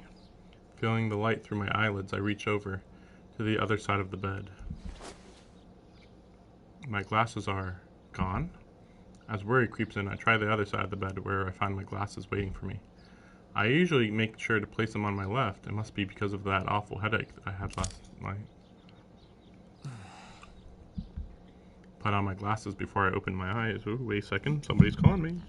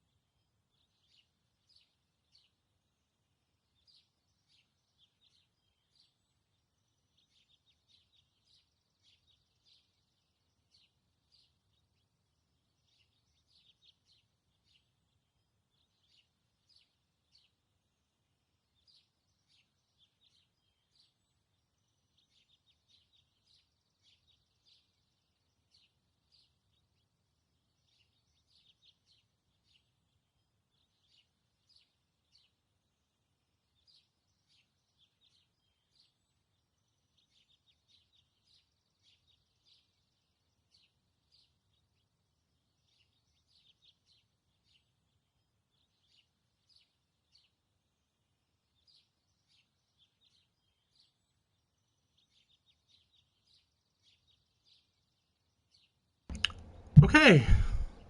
Okay. Sorry about that. Let me make sure that my volume's working really quickly. Okay, sorry about that.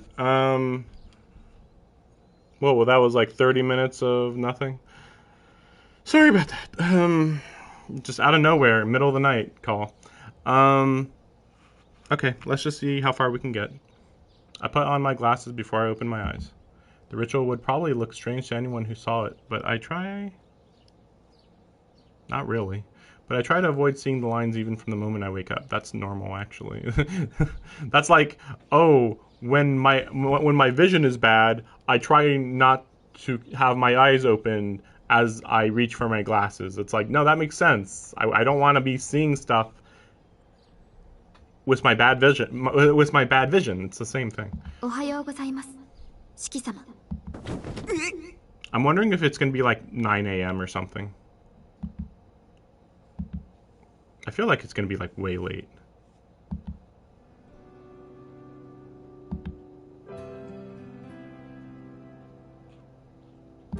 そっか、ごめん。驚くのはおかしかった。おはよう、翡翠。起こしに来てくれてありがとう。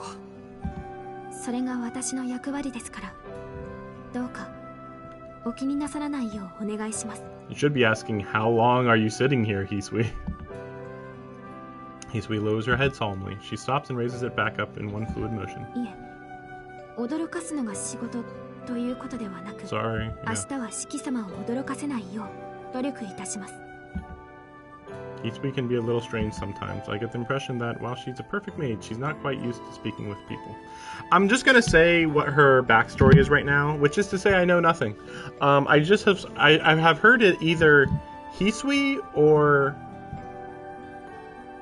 her sister, one of them has a root in the original game. And I think it's not in this game. I think it's in the next game, I think. But they have a root, and that it's very sad. That's all I know. Now my guess is, let's just say it's Hisui, because I don't know the difference here. There could be a big difference, but I don't know. My guess is Hisui was one of the kids that Shiki hung out with when he was a kid. And so she actually would also be the one that would allow him to escape for the night. So then she felt guilty when he got hurt after she helped him escape for the night. And also she probably got extremely in trouble with the house and kind of mostly got blamed for everything that happened. So then either she was severely punished and re-educated, let's say, and or she was just under such full regret that she is repressing her emotions to try to avoid anything bad happening to Shiki anymore.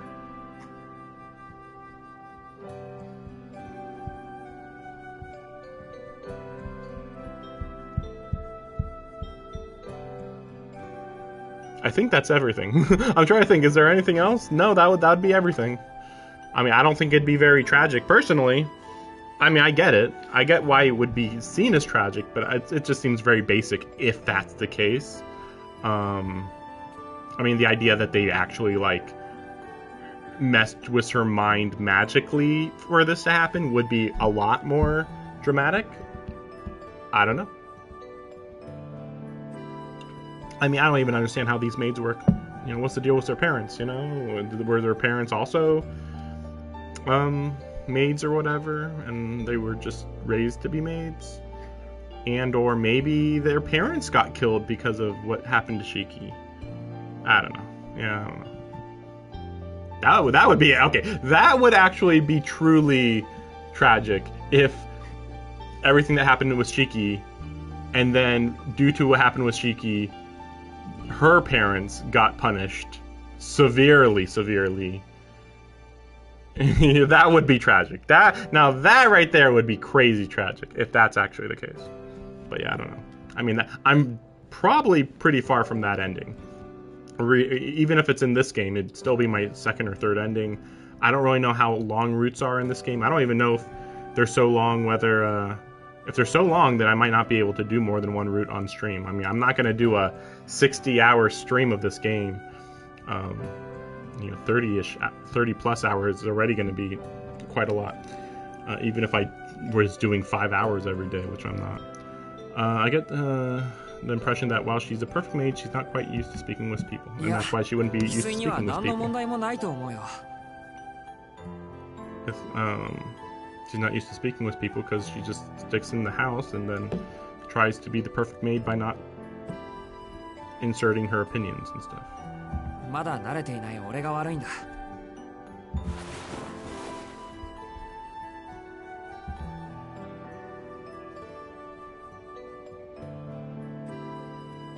Yeah, so maybe she got there, took off his clothes, and that's why they were where they were.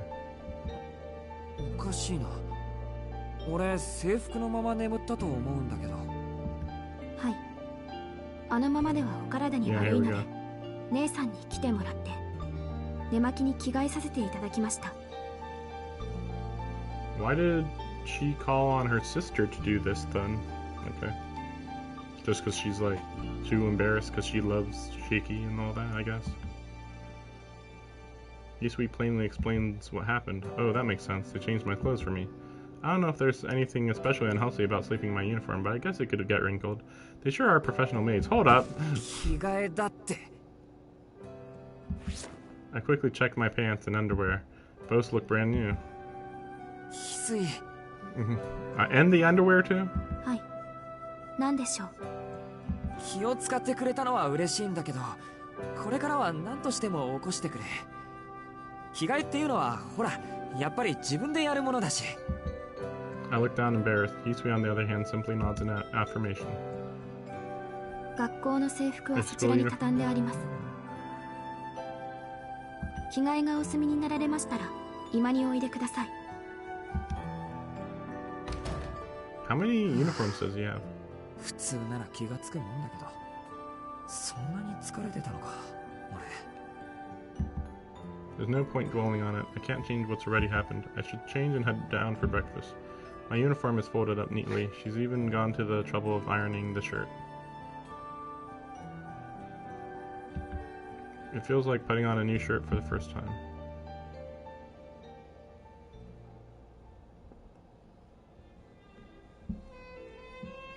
Akiha and Kohaku are already in the parlor, having probably finished breakfast some time ago. Akiha is gracefully sipping a cup of tea. What time is it? Sheesh. Ignore Akiha. おはよう、小白さん。今朝はいい天気ですね。はい、おはようございます。月さん。I'm really wondering where the heck this game's gonna go when I start hardcore ignoring Akiha. Kohaku beams a smile at me in response to my boring old greeting. 昨夜はよくお眠りになられましたか？慣れないお屋敷の夜ですから、何か不具合がないかと心配していたのですが。大丈夫。天井の高さに落ち着かなかったくらいで、あとは全然。昔はここに住んでいたんだし、今はちゃんと気を配ってくれる琥珀さんがいますしね。あら、お上手ですね、四季さん。いやいや、事実ですから。Kohaku and I share a pleasant conversation. Despite only knowing each other a few days, we get along well. More than anything, I think it's thanks to her smile. At that moment, that dumb bitch is in the corner. Yeah. What the heck was that? Shit. What, like he was gonna say shit or something? Because she's being mean, you know. Howdy. I wave my hand as I greet her. Akiha continues to stare at me, though maybe glare would be more accurate. I'm unfamiliar with Shahowdy as a greeting. Wait a second.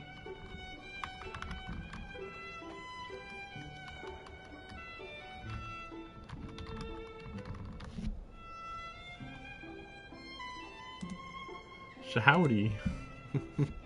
Shouty. その後に何か続きがあるのかしら。ないよ。続きとか全然ない。I answer without moving a muscle, or rather, I'm so nervous that I couldn't even if I wanted おは to. よう、アキハ。今朝はいい天気かい？あら、無理に挨拶をしてくれなくてもいいのに。どうぞ、私のことは無視して結構です。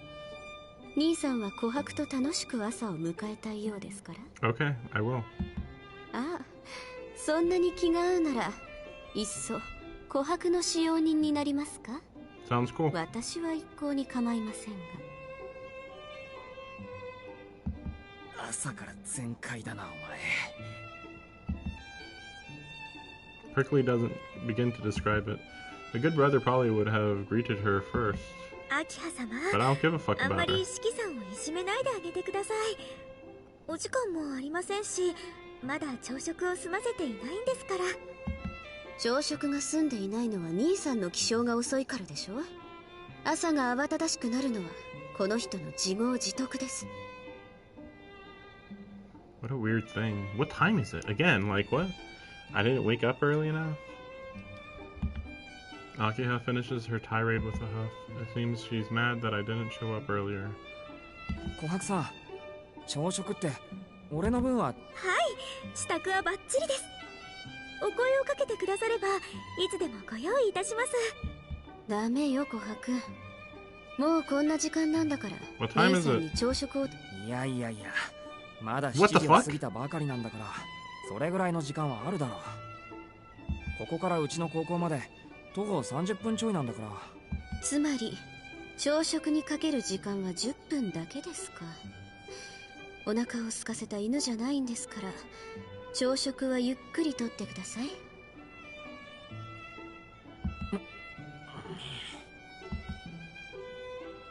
Akiha, I don't understand what's happening. It's 7 o'clock, but then she says that I could eat in 10 minutes? I don't get it. Akiha wastes no time pummeling my defenses. Her lightning-quick reflexes and razor-sharp rebukes ought to be feared. Like playing tennis with a wall, everything I throw at her comes right back at me.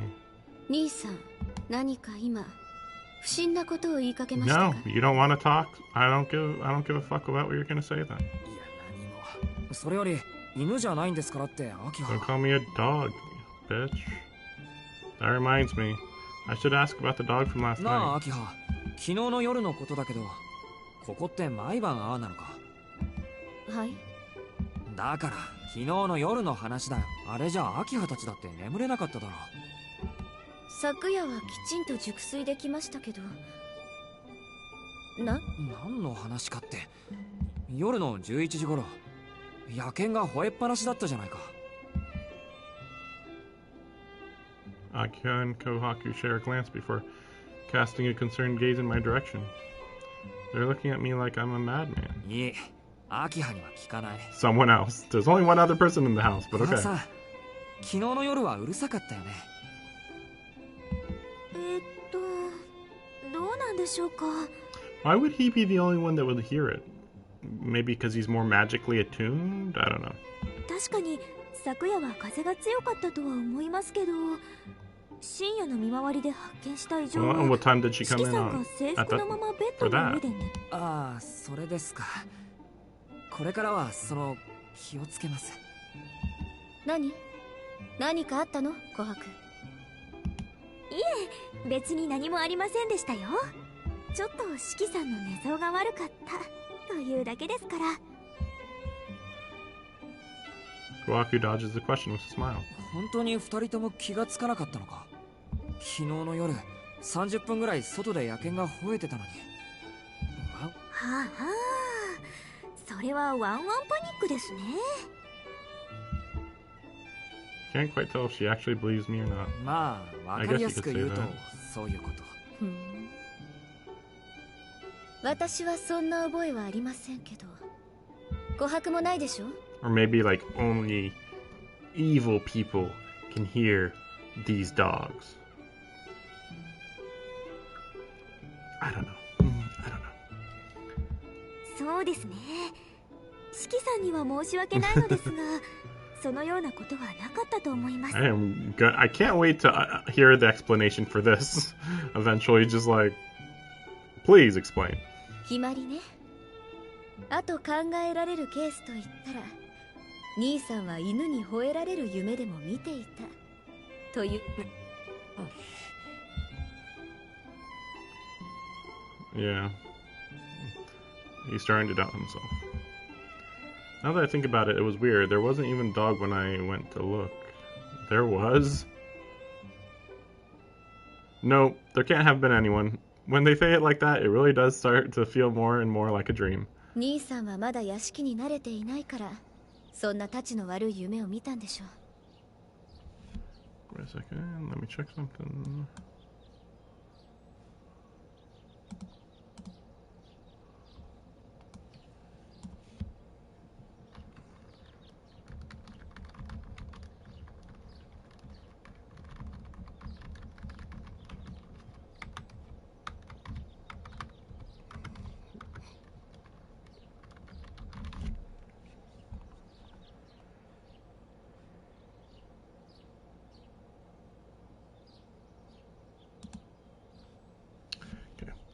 Must be because you still have yet to grow accustomed to life here. そうです、ね。 If you hear it again, 今夜も野犬に吠えられるようでしたら、とびっきり獰猛な番犬でも飼うことにしましょうか。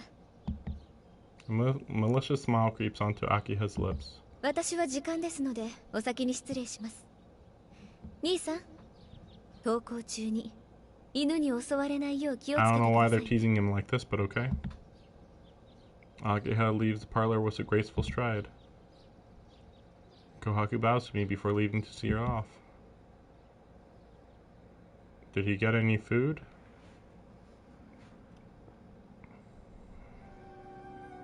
Oh, there we go. I eat breakfast in the dining room and exit to the lobby. Hisui follows behind me with my bag in hand. I told her I could carry it on my own, but she insisted she hold it at least until the entrance. I guess Akiha isn't the only one that has me at a disadvantage. Or maybe in Hisui's case, I'm just soft. Akiha beats me over the head with her ironclad logic. It's also hard to defy her when her status holds more weight around here than mine. It's the opposite when it comes to Hisui. I'm in the position where I can boss Hisui around, but I couldn't possibly bring myself to. There's something about the way she looks at me. I just want to listen to whatever she says. 四季さん、ちょっと待ってください。 Kohaku hurries down the steps from the second floor. Whoa, that was weird. I was just about to say, oh, finally they're both in frame at the same time. I mean, I think that they maybe were in frame at the same time, like, at the beginning of the game. But they haven't been since then. And then suddenly they're in frame, and then, oh, the other one fades away. Hisui draws back as Kohaku approaches. Huh? 琥珀さんは秋葉と一緒じゃなかったの？秋葉様はお車で学校に向かわれ Yeah, ます I'm か not ら。 surprised. Well, I mean, I literally said it. 今 Called 朝 it. は四季さんにお届け物があるので、屋敷に残らせていただいたんです。 Wait, so... But yeah, I was wondering before, like, so who drives the car? Or maybe it just doesn't matter. お届け物って俺に？はい。昨日有馬家の方から荷物が届いたんですよ。 Oh? A bright smile flashes across Kohaku's face. いや、俺は自分の荷物は全部持ってきたよ。もともと向こうで使ってたのは有馬の家のものだったから、自分のものなんて着てる服ぐらいで。そうなんですか？こちらが届けられたお荷物ですけど。 Kohaku hands me a narrow wooden box about 20 centimeters in length. It's 琥 light. 珀さん、俺はこんなの見たこともないんだけど。四季さんのお父様の遺品とのことですけど、四季さんに譲られるようにと遺言があったと But か。 they said that the Arimas sent this. Okay. あの親父が俺に？ That hardly seems real. Why would the man who forced me out 7 years ago leave me something in his will? I mean, that seems perfectly fine, but okay, whatever. まあいいや。琥珀さん、これ部屋に置いておいて。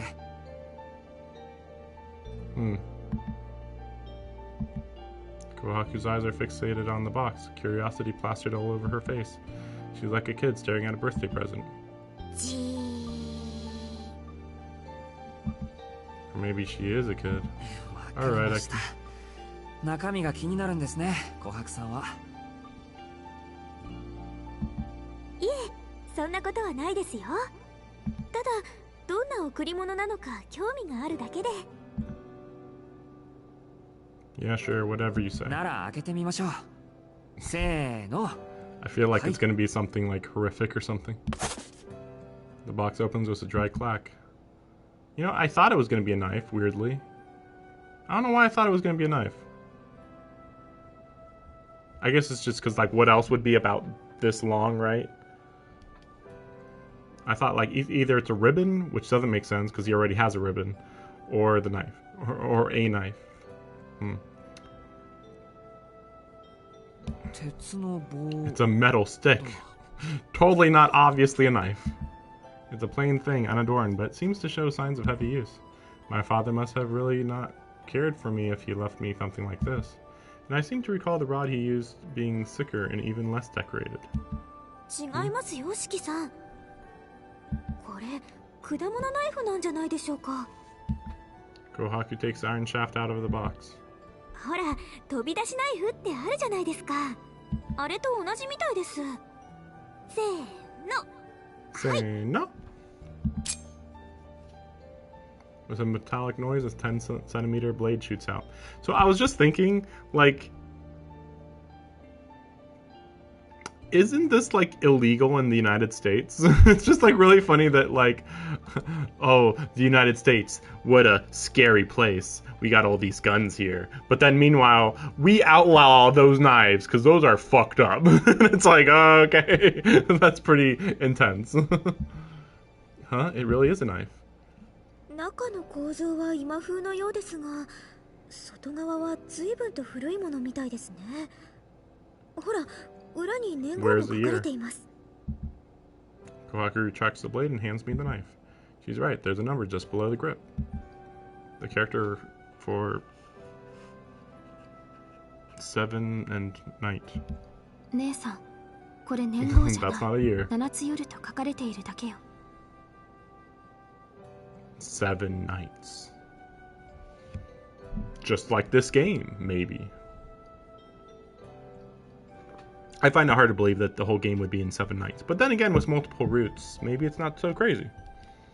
Maybe. Maybe. I look back to see Hisui standing directly behind me, sneaking a glimpse at the knife. You scared me, Hisui. You said you wouldn't do this anymore to me.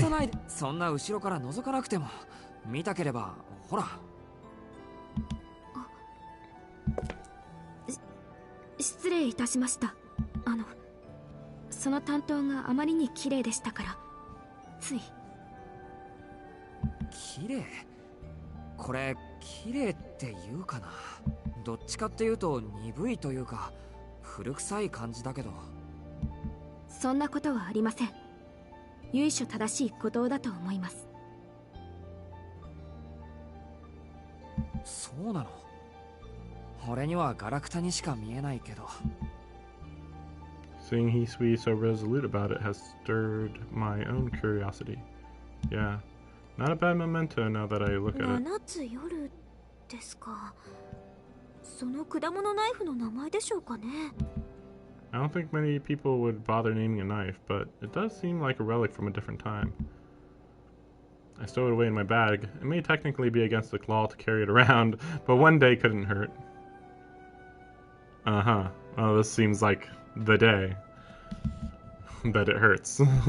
I'll brag to Arahiko about it, though that depends on if he actually comes to school or not. 四季様、お時間はよろしいのですか？まずい、そろそろ行かないと間に合わないか。それじゃあ琥珀さん、届け物ありがとう。Kohaku waves as we leave. We leave? What do you mean we? Is Hisui next to me? I noticed a commotion nearby after we exit the main なん gate. だろう。なんかあっちの方騒がしくないか。それが今朝方あちらの路面で血痕が発見されたそう So です。 it wasn't a dream. 血痕？血の跡ってことか。はい。屋敷の塀にも血の跡がありました。四季様がお眠りの間、警察の方々が昨夜の様子を尋ねにいらしたようです。But then they think I'm crazy when I say that there was a dog barking at 11:30. Thanks, guys. それって人が死んでたとか？いえ、発見されたのは血の跡だけだそうです。 The road on the east side of the estate. That's where I went to look last night. Blood, a crimson red that stains anything it touches. I don't remember seeing anything that vivid last night. The only thing here were the black of night and the biting cold. The warmth of blood was nowhere to be found. シキ様。いや、なんでもない。それじゃあ行ってくるよ。見送りありがとう。行ってらっしゃいませ。どうかみちみちお気をつけて。 Hisui bows deeply. All I'm doing is going to school, but I suppose this is Hisui's way of showing concern for my condition. ありがとう。なるべく気をつける。翡翠も気をつけて。I thank Hisui as I wave goodbye and leave the front gate behind.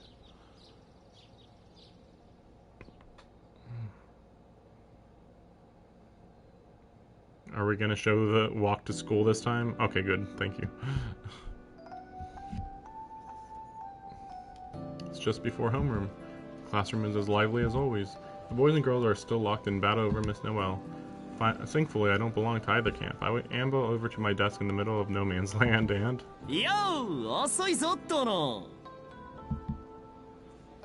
Waiting at my window-side desk is someone who looks totally out of place in the morning. Not only that... おはようございます、遠野くん。He's with someone even more unexpected. 先輩、なんでうちの教室に？あれ？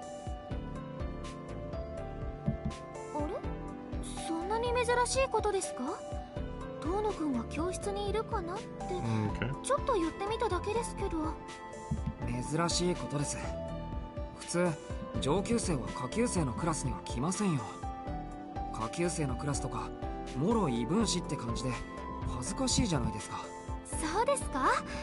遠野くん、割と細かいところに気が利くんですね。でも私はへっちゃらですよ。みんな同じ学校の人たちですから。This is definitely suspicious. I mean, never mind that I already know a little bit about what's going on with CL, a little, but on top of that, like, even if I didn't know that, it's still like, oh, third years, you know, it's like, oh, seniors come and meet freshmen all the time, and it's like, a little bit, sometimes, kind of, sort of, maybe. What a saint. I'm at a loss for words. それでも3年と2年じゃ距離が離れすぎです。ホームルーム遅刻しても知りませんよ。CL nods seriously. その点でも大丈夫です。私、こう見えても走るのは早いんです。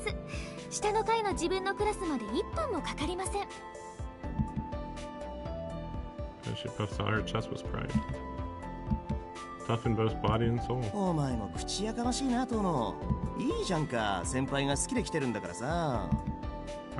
Arihiko being Arihiko is just sitting on my desk without a care in the world, fully immersed in his chaps. Yeah. いいけど。じゃあ、ホームルームが始まる2分前になったら自分のクラスに帰らないとダメだよ、先輩。乾くん、遠野くんはご機嫌斜めみたいですね。ああ、引っ越し先の生活が性に合わなくて感触を起こしてると見ました。遠野は大抵のことは気にしないですけどね。なんかよくわからないことがあると暴れ出す悪癖があるんすよ。I think this is just a normal thing that humans do, but alright. He's in a bad mood because people are being weird and not letting him have a normal day. Yeah, what a weirdo that Shiki. そうなんですか？遠野くん、あんまり怒りそうにないですけど。いや、そんなことないんだな、これが。遠野はおとなしそうに見えるだけで爆発するときは爆発するんすよ。割と頻繁に。はあ、パチッですか。そうそう。一度切れると見境がなくなるから、先輩もこいつを信用しちゃダメだぜ。Arihiko and CL continue whispering in front of me. あのさ、内緒話なら廊下でしてくれないか。人の机でそういうことされても丸聞こえで頭痛いんだけど。なんと聞こえていたというのか、遠野。Yeah, I can. I didn't just hear you. You could also see when you tried to slip a hand around Ciel's waist under the guise of having your little discussion, how she immediately slapped it away. If anything, I'm less angry and more disappointed at that sham of a performance. Ciel was covering her mouth with her hands, unsure of how serious we are. She may have actually intended to trade secrets. Oh, これだから文系のメガネ君は俺と先輩のラ・マンな話を盗み聞くとか哀れにも程がありますな。そんなに日々欲求不満なんですか？新しい妹様はそんなに美人なんですか？今度紹介してくれますか？ I don't understand what he's saying. You know it's rude to eavesdrop on them too. Getting desperate, huh? I don't know what that means. Is your new sister really that hot? What's that mean? What? And then introduce me sometime.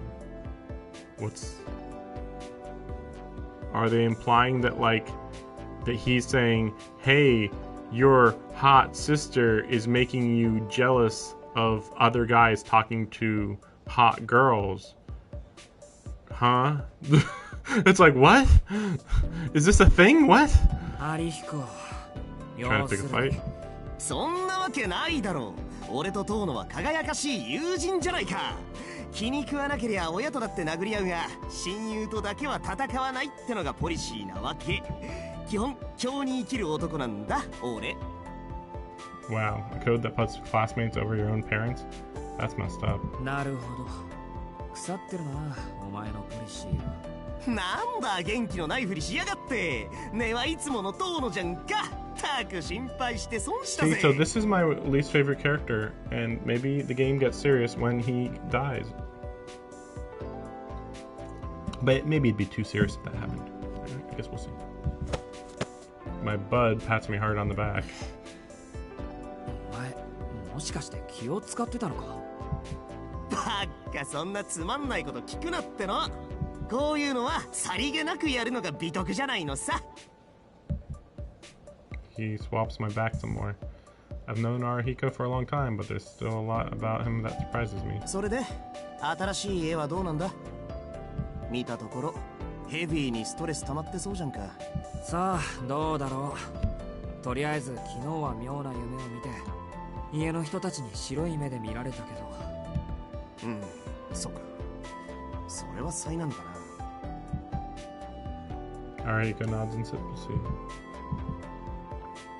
I turn to the source of the silence.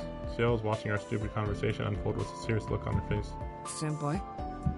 遠野くん、やっぱり乾くんと仲がいいんですね。Yeah, we do. 本気ですか、先輩。今のを見てそう思えるなんて。そんなことないです。遠野くん、乾くんの前だと気を抜いてるじゃないですか。For some reason, a bright smile stretches 乾 across くん her を face. 信頼しきってます。Arihiko and I look at each other and tilt our heads. 羨ましいな。そうやって何の気負いもなしで分かり合える友人がいるのって憧れます。Ciel lets out a sigh of genuine admiration. そうか。Arihiko and I grimace in unison. と、そろそろ時間ですね。私は戻りますけど、遠野くん、今朝のニュース見ましたか？ The weird part about saying that, so this is like always required. I hate this trope of, wow, you guys are so open with each other. You're such good friends.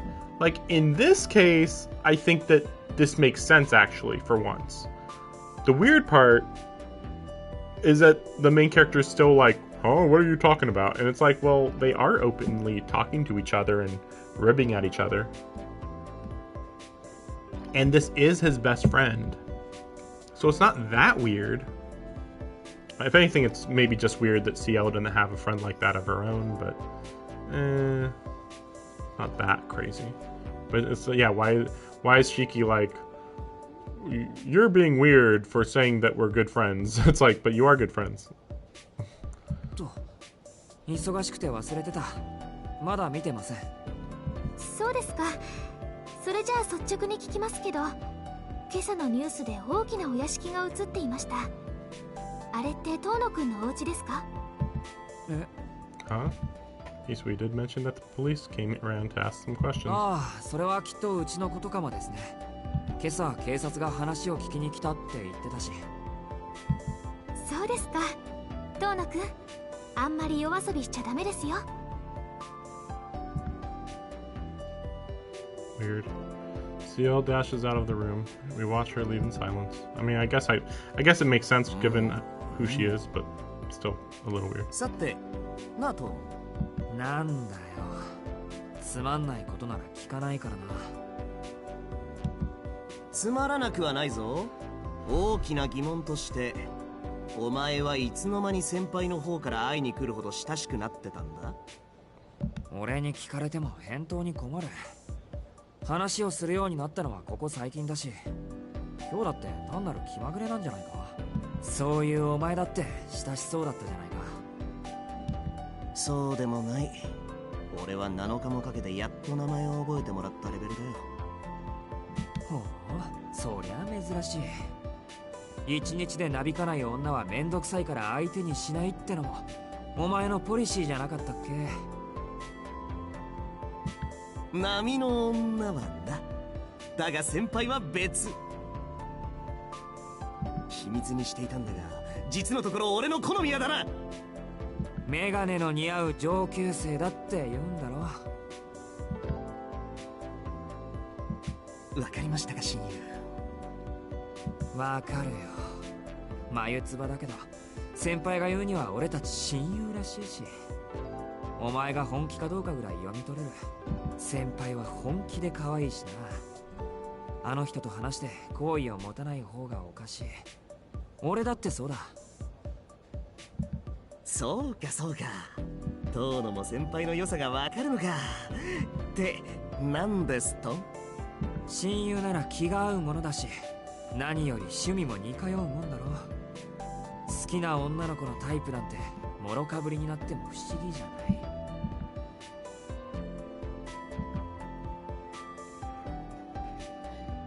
Our eyes meet. After a brief but meaningful moment, Arihiko nods solemnly. 短い友情だったな、遠野。ああ、まったくだ。We're now enemies. I send him off with a wave. Just then, the bell for homeroom rings. We will now fight to the death.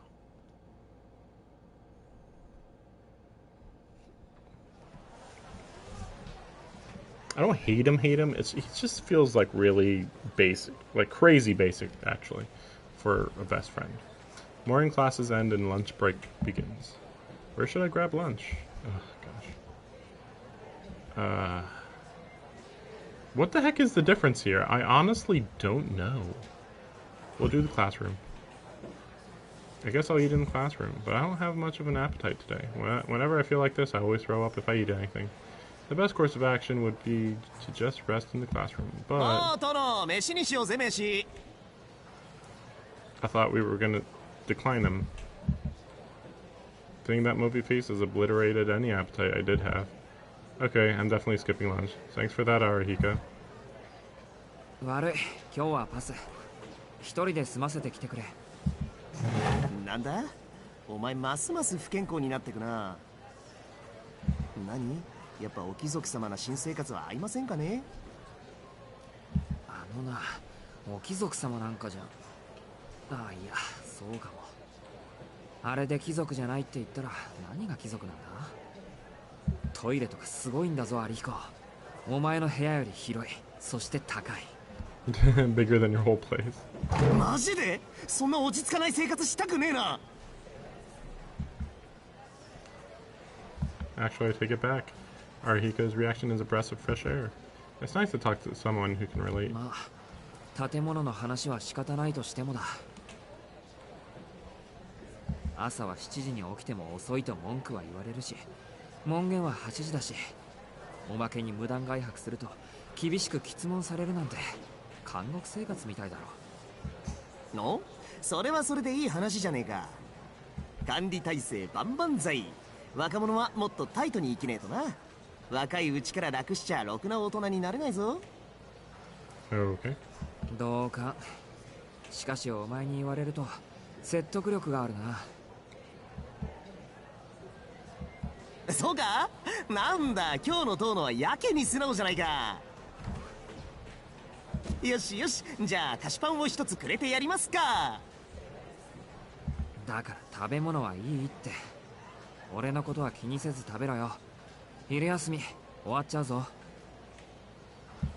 あ、そう。じゃあ遠慮なくいただきます。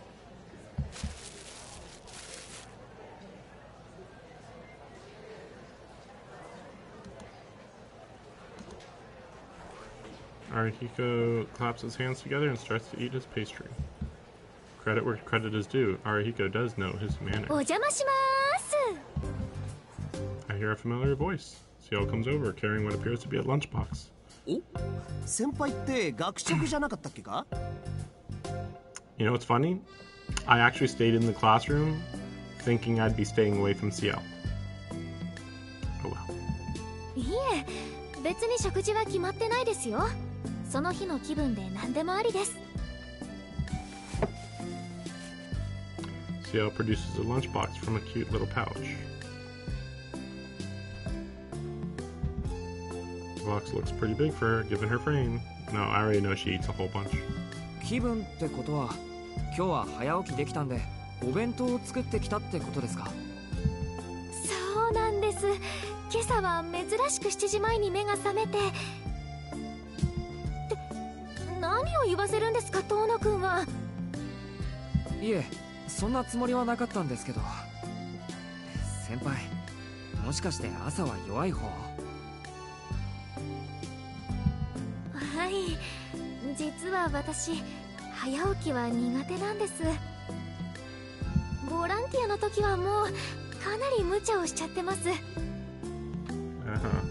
私の実家はパン屋さんでしたからすっごく朝が早かったんです。けど私はどうしても朝に弱くて、もう子供の頃からお父さんに怒られてばかりでした。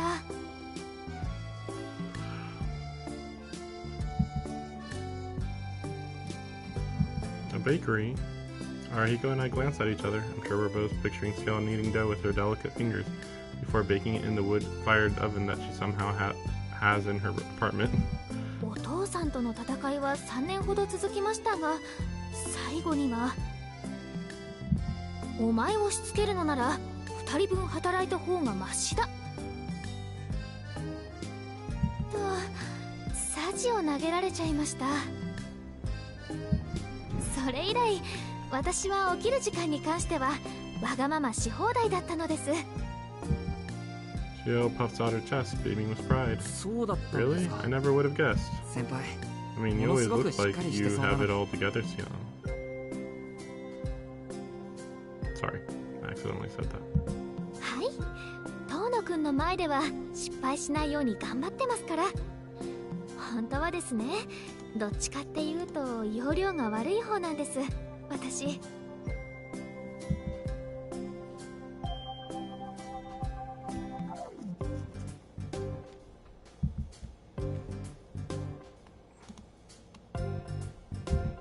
Like her volunteer work for one thing. That might actually be true. Like her volunteer work for one thing.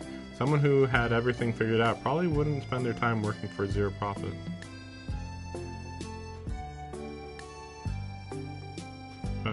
Not necessarily. そっか。でも俺、容量が悪い人の方が好きだよ。一緒にいると安心できる。Arihiko nods in agreement. それで朝が弱い先輩は大抵学食だったわけなのか。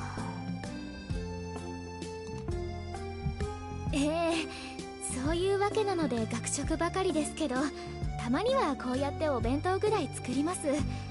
出来合いものの寄せ集めですけど。お二人は学食派ですよね？いや、俺たちもその日の気分だな。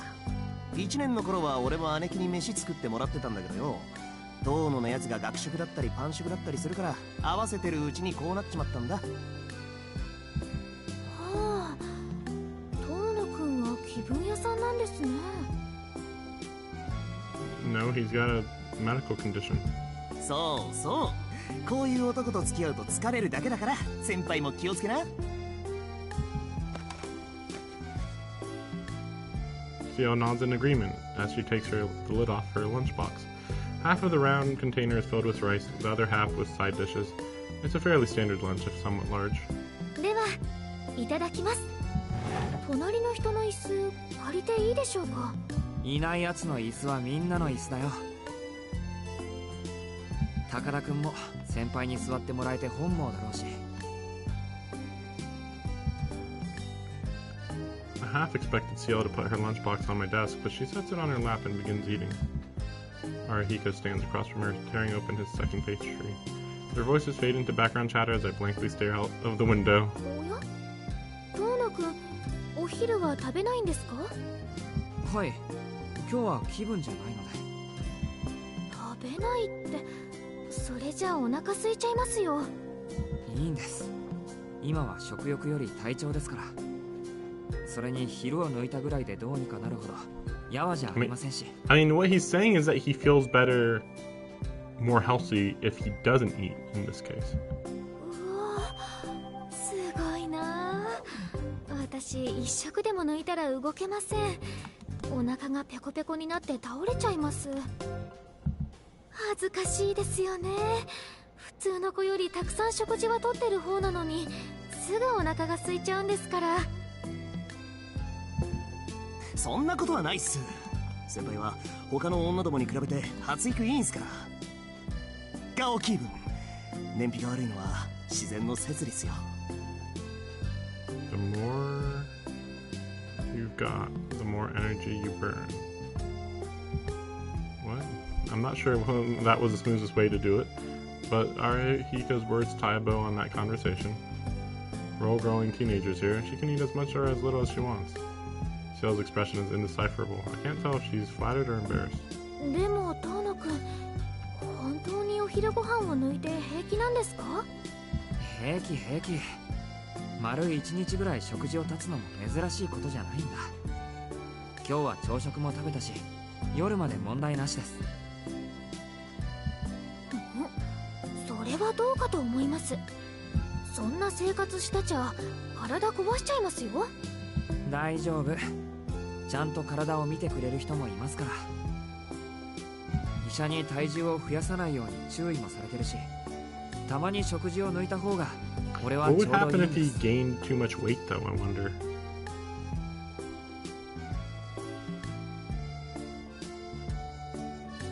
It sounds more like diabetes than anemia, but I don't know. 体力は欲しいけど、やっぱりウェイトは絞らなくちゃね。Why? そうですか。男の子でもダイエットって考えるんですね。Ciel looks up at me for a moment, contemplating something, then closes the lid on her lunchbox. 用事を思い出したので失礼します。私のことは気にせず、むしろ今日の出来事は忘れていただけると助かります。Okay. She quickly packs up her things and takes off. Damn, she's cute. An awestruck Arahiko nods to himself contentedly.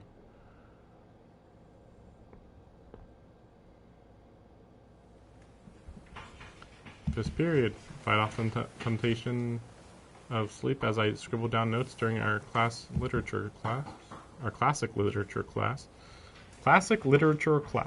Our school still doesn't allow note-taking on devices. They've said they'll switch to using tablets eventually, but it seems like it's going to take another couple of years. Either way, people rarely get into trouble for using their phones in class. It's one of those unspoken agreements. There are plenty of students who use their phones to check their texts, look up information, or just browse the internet. I've always preferred doing things the old-fashioned way, so I write everything by hand. Oh boy. It comes on without warning, a heightened, accelerated sense of awareness. My vision begins to bend, folding and twisting around a single point. My sense of equilibrium shifts as if my brain were spinning on its axis. It's called being dizzy, but okay. Everything morphs into a blurred mess. It feels like something is lurking at the back of my head, trying to drive me out of my own skull. I know this feeling. This is the dizzy spell right before my anemia hits. I should have seen this coming. I always knew this was a possibility. Damn it, this hardly ever happens. If I'm going to pass out in class, Just like put your head on the... Literally just put your head on the desk and that's it. Darkness. What is it? Darkness. Enveloping me. All that I see. Absolute horror. Da, da, da, da. Darkness shrouds my vision. I fumble for my desk, grabbing the side of it to steady myself. Like, literally just... Oh no, I'm feeling dizzy. That's it. That's all he had to do. But he's like, fumble for my desk. Grab the side of it. Steady myself. Like, what? It doesn't help. I can't put any strength into my fingers. All I can do is brace for the fall. Sensei, like, literally just fall on your desk. You have an entire desk in front of you. Just when I expect to lose control, I feel a hearty slap on my back.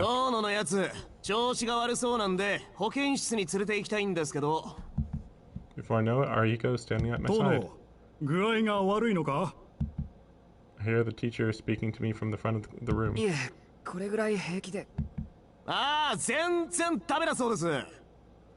I'm fine. He's about to go unconscious and he's like, no, I'm good. I just need to what? Arihiko's booming voice overshadows my attempt at a reply.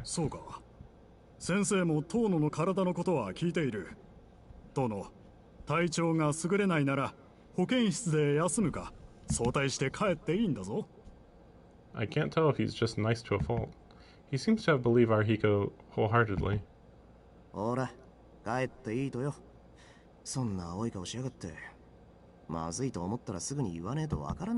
Arihiko scowls and slaps me across the back.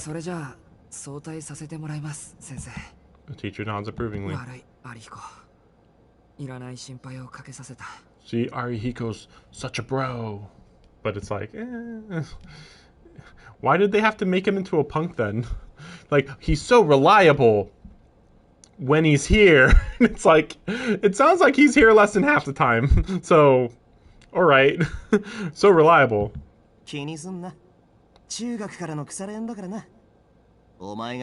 Yes, I'm not surprised. Arihiko returns to a seat. Somehow I get up from my seat and carry myself out of the room.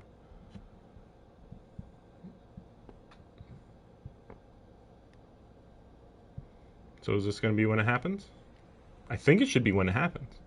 I exit the school. I decided to pass on resting in the nurse's office. At this time of day, there's a good chance I'd just end up sleeping until dark. Instead, I decided it would be better to make the trip back to the mansion. Phew, I think I feel a little better. Must be thanks to the fresh air. Japan. 7 years ago, I survived a life-threatening injury, and the price I paid is my chronic anemia. I don't know how that works, but okay. I've never heard of somebody developing anemia unless they got freaking cancer. When I first left the hospital, I used to collapse just about every day.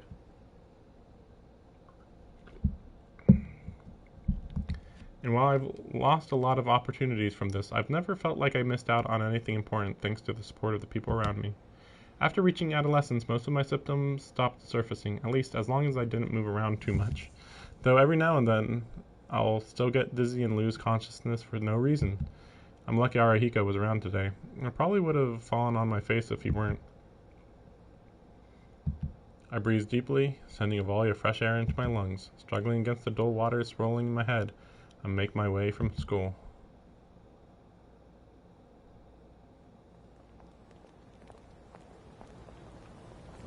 I turn onto the street leading to the station. I don't believe it. Part of my brain must still be spacing out. By force of habit, I almost went through the ticket gate. Oh, right. I don't live with the Arimas anymore. I live in the Tono mansion now. There's no reason for me to catch a train. I still don't feel well. Put a hand to my forehead and realize I have a slight fever. No point in heading home if I'm going to pass out on the street before I get there. This sucks. Disappointed by my own frailty, I carefully prop myself down on a bench. Maybe I'll just rest here until I feel better. Then the cops show up. What the fuck you doing? A kid in the middle of town, in the middle of the day. Absent-mindedly, I watch the crowds in front of the station. It's just past 2 in the afternoon. I guess it's not too crazy. Okay. It was just like, for some reason I was already thinking it was later, but he had lunch. I guess that's not too crazy. The city is as busy as ever. People stream past in waves. Each and every one of them is far too absorbed in reaching their destination to bother looking at who's around them. The place is swarming with people, yet everyone's too immersed in their own little world to notice. They're each the main character in their own story. Today is just another day in the story of their lives. Despite seeing perfectly well, they spend every waking moment in willful ignorance. Their days never intersect, nor do their respective paths deviate. Preferring to expend as little effort as possible to reap the most basic level of comfort, it seems people have chosen a life of individualism, to only interact when absolutely necessary. I don't know if it's my fever, but something has me feeling sentimental. I should head home. I'm feeling better anyway, and the longer I sit here, the longer I'll dwell on this stuff. Lifting myself from the bench, I join the masses. I start from the mansion, my head still heavy from the anemia. Right now, all I want to do is lock myself in my room, close my eyes, take off my glasses, and just breathe. Here it comes. I figured. Sort of. Until I see her. I'm almost certain time itself has stopped. Every part of me is being drawn in, the moment forever imprinting itself onto my memory. Thump, golden hair, crimson eyes, white clothes against porcelain skin, pure as driven snow, not a blemish to be found, like a sacred summit yet untainted by man. Thump. My pulse skyrockets. Bodily rhythms go haywire. My veins and arteries dilate. I mean, veins and arteries are basically the same, but whatever. Every nerve in my body fires as this phantasm feverishly warms my spinal cord. To say I'm captivated would be an understatement. I stopped walking what feels like ages ago. As she leaves my peripheral vision, I turn around to not lose sight of her. I realize I haven't been breathing. I feel nauseous. I can't breathe. The pain is unbearable. I can't remember how to breathe. My throat is on fire. My eyes feel like they're about to burst. My palms are slippery, yet deprived of blood. My fingertips are so cold they're numb. I'm drenched in sweat. I recall that I'm still an animal, still alive. That gets me breathing again. But my will, I didn't do anything wrong. I didn't choose anything. All I wanted was to go home. My will snaps like a tightrope, and I plunge into the depths below.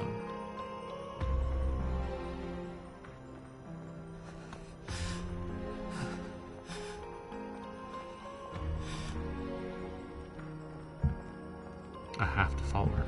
I have to follow that woman. I have to follow her and speak with her. Dragging my frozen feet, I pant like I follow after my fair prey.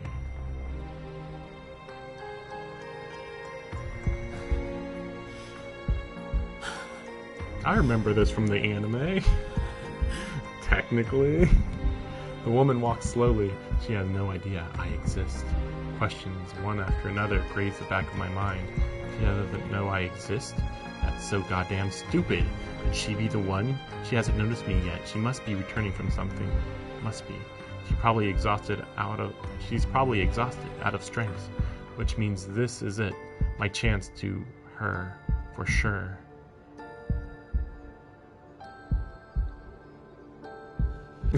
Okay. I want to taste this.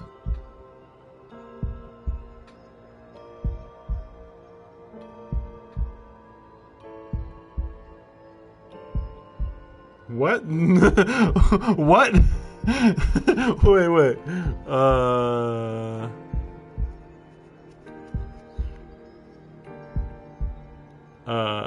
Oh, ripened fruit. Okay, sorry. I'm like, are those last two words supposed to not be backwards? But no, it's just I'm not used to reading stuff. When was I last satiated?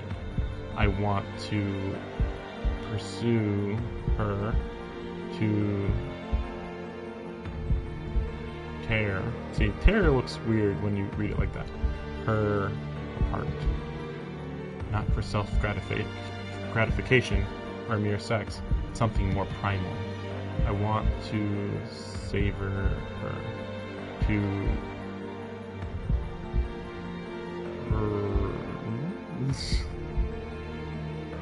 Bring her low. I can't remember. Every fiber of my being wants to blank her. Can't remember the first time.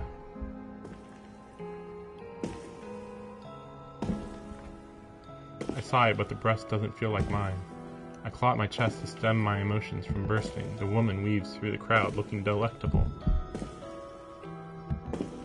My throat is on fire. I haven't been breathing. What about it? Of course I haven't. A blank like that would get anyone going. I take it out of my bag and slide it into my pocket as I walk. My fingers trace along the iron. I can't believe my luck. I even have the necessary tools. Incredible, I'm so close. Our secret rendezvous has me nearly over the edge. I should keep my distance so she doesn't notice, so no one gets in my way. We're total strangers, so I need to track her scent as naturally as I can.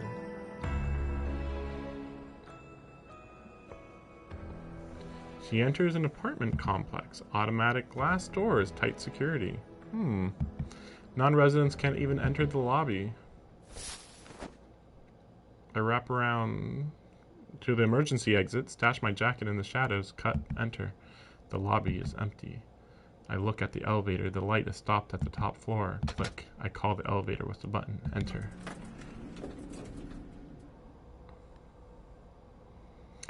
In the anime, he just kills her in a park. I'm going to assume in the original version this is what happened, because this is like kind of elaborate. Like it goes from him being like drawn to her to, oh, he goes around the building and then cuts open the exit door and then sees her on the top elevator. It's like, this is way more complicated than just I followed her to a park and then killed her. I shiver as soon as I cross the threshold. Her scent remains, causing my lips to curl. This is exciting. Caged in this cramped box, I grip the weapon in my pocket and wait. She's so close. In just a few moments, I can finally blank her. Exit the elevator. The hall should be empty. I vacate the box to the other end of the corridor. Still empty. I can't think. Only a single word lingers in my brain. Woman. That woman. I'm going to... I arrive at the third room. This is the one. All the other rooms are empty. Are you sure? I'm sure. All animals have a decent sense of smell, whether we like it or not. Some have simply forgotten how to use it. Pitiful, unforgivable, worthless. Civilization's obsession with passion has instead dealt us an invisible, fatal blow. Well, obsession with compassion. I think I said passion. I don't know. I move to ring the bell, but stop myself. My glasses are in the way. I can't do anything unless I take them off. いい？決して軽はずみな気持ちで物を見ちゃダメだからね。A woman said that to me long ago. Right now, I can't remember her name or what she looked like. I slowly remove my glasses. The lines squirm, wrinkling my vision. Even I don't understand.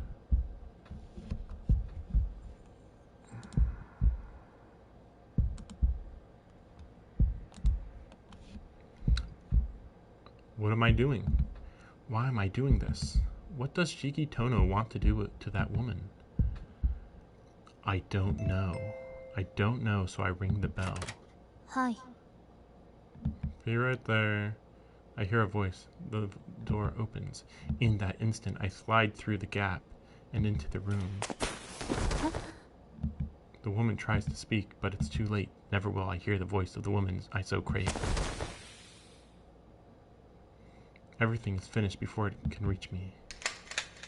The sound of metal on metal rings the moment I enter the room. Was it the sound of the door, the grinding of my thoughts, a siren signaling the end? All wrong. Then what is it? The answer is obvious. There's only one thing it could be. It's the climaxing sigh of my knife, leaving its sheath. I pass through the lines running across the woman's body. I stab. I cut. I slice.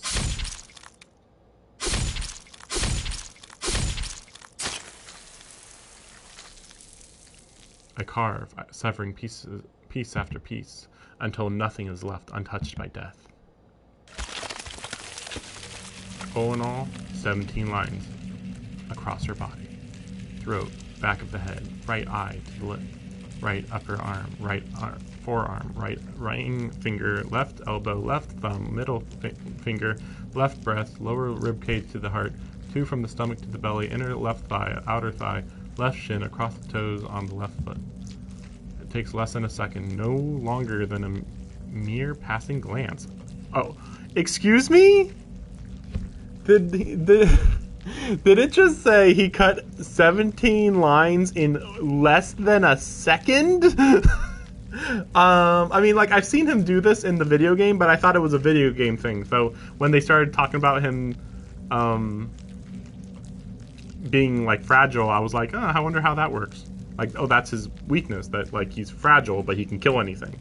But I guess when he's in this state, he gets heightened physical capabilities. In the blink of an eye, it's over. I dismembered. She's dismembered into 17 lumps of flesh. I can't see behind my picture either. Now imagine if this was actually animated, but I guess it's close enough.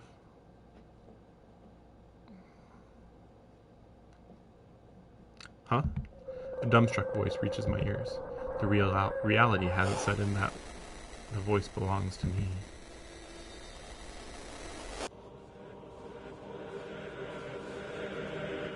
I feel another flurry of dizziness take hold. Chunks of something are scattered in front of me. The marble floor is covered in an ever-expanding red liquid, like someone tipped over a bucket. The smell of blood assaults my nostrils. No entrails have been spilled. The cuts are clean. But a red mass creeps steadily over the ground. It's strange. There's nothing in the room except for me and the woman's scattered remains. What have I? The pools of vivid crimson. The knife is still in my hand. Of course she is. No human could survive something like this. Who gives a shit about the why? Just now with his own 2 hands, Shiki Tono butchered a woman he's never seen before in his life. I killed her? I must have. Or am I wrong? But I don't have a reason. So this can't be. It can't. I never had a reason to do this, so this can't be. It can't. I'm the only one here. Someone else might have been here before, but I'm the only one left alive, so this can't be. It can't. No, I had no reason to. I didn't mean to. I wasn't in my right mind. Maybe I never was. So this can't be. It can't be. It can't. It can't. It can't. It can't.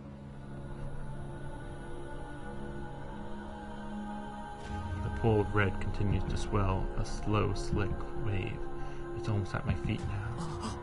I try to lift my feet, but it's too late. The woman's red blood is viscous. I think they mean viscous, like tar. Vicious? I think they kind of sort of spelled vicious. Viscous, like tar. Threads stretch from the floor, clinging to my raised soul. Shouldn't it say sticky? Ah, red blood. It's oozing red because you butchered her. That wasn't me. That's right. It wasn't me. It can't have been. It wasn't me. This must be... I don't want to say that it's a dream. I'm tired of this bullshit of, it was just a dream. Like, no, this is the reality. Ooh, whoa. Wait. Oh, I can't pick number 2?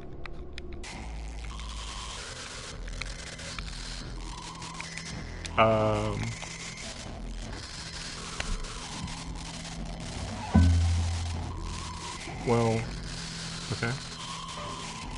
Wait, what if I did this? No? Couldn't avoid it.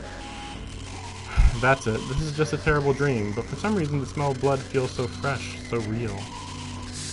No, you didn't kill her. Or no, you did kill her? Had no reason to. Of course you had a reason. When you saw her, you could only think of one thing. Yes, I. Chikatona wanted to kill that woman. In that moment, that was all that mattered. My mind had just melted away, so I couldn't put it into words. The stench of blood is making me sick to my stomach. The contents of my stomach flow up. Crimson seeps into my eyes. My head spins. I kneel in the sea of blood. Bile rushes up my throat. I empty the contents of my stomach. Sobbing, I throw up every last bit of food, every last drop of fluid in my body. He doesn't have any food in his body, or at least not in his stomach, because he ate breakfast at like 7, so that was like more than 5 hours ago. Well, whatever. Every last drop of fluid in my body, sure. There was nothing left in me, but as if to deny what had happened, to undo everything and turn back time, my body forcibly continues to heave. It hurts. My innards feel like they are burning. Tears continue to stream down my face, and I collapse onto the ground like earth. I am awash in red. Pain seeps through me. As I see crimson everywhere, it all feels like a dream. My tears keep spilling. I'm miserable because I killed someone. No, that's not right. I mercilessly butchered someone for no reason whatsoever. I turned her body into chunks of flesh in a flash. I don't understand what's happening. Why do I feel like this? Why did I kill her for no reason? I don't understand. No. None of this feels like reality. Yeah, I had one of my usual dizzy spells. I've been dreaming this whole time. No. How can just one little knife do this to a person? Even with a butcher's saw, I'm pretty sure this should have taken all day. This can't be possible with just a knife. Those lines never existed in the first place. I've been fooling myself into thinking... Bile drips from my lips. I'm covered in it from my chin down. There's crimson mixed in. My stomach, despite being empty, continues to squirm. Man, this is hard to continue talking. Causing my esophagus and throat to bleed. Ow, it hurts. That's how I know.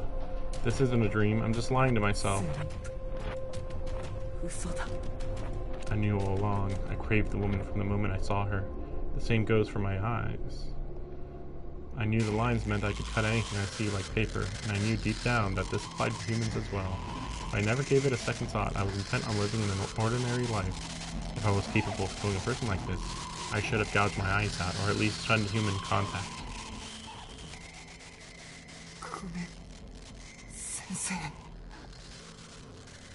I'm so sorry. It was such a simple promise, yet I couldn't keep my word. Am I myself again? I don't know. The impulse that was so strong just moments ago seems to have faded entirely. But the thought of fighting the urge didn't even cross my mind. As if it were perfectly natural, I followed through, thinking nothing else. So the answer is simple. I must be insane. It probably began 7 years ago. Ever since the accident that should have killed me. Ever since I miraculously returned from the brink of death.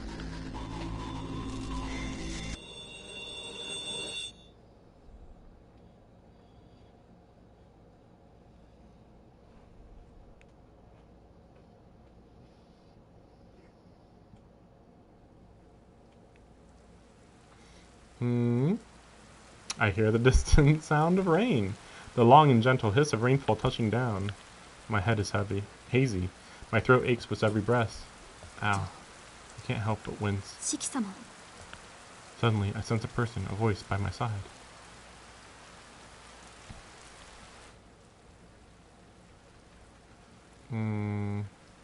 How did you get back to the mansion? I find myself lying in my own bed. I put on the glasses that are placed next to my pillow. What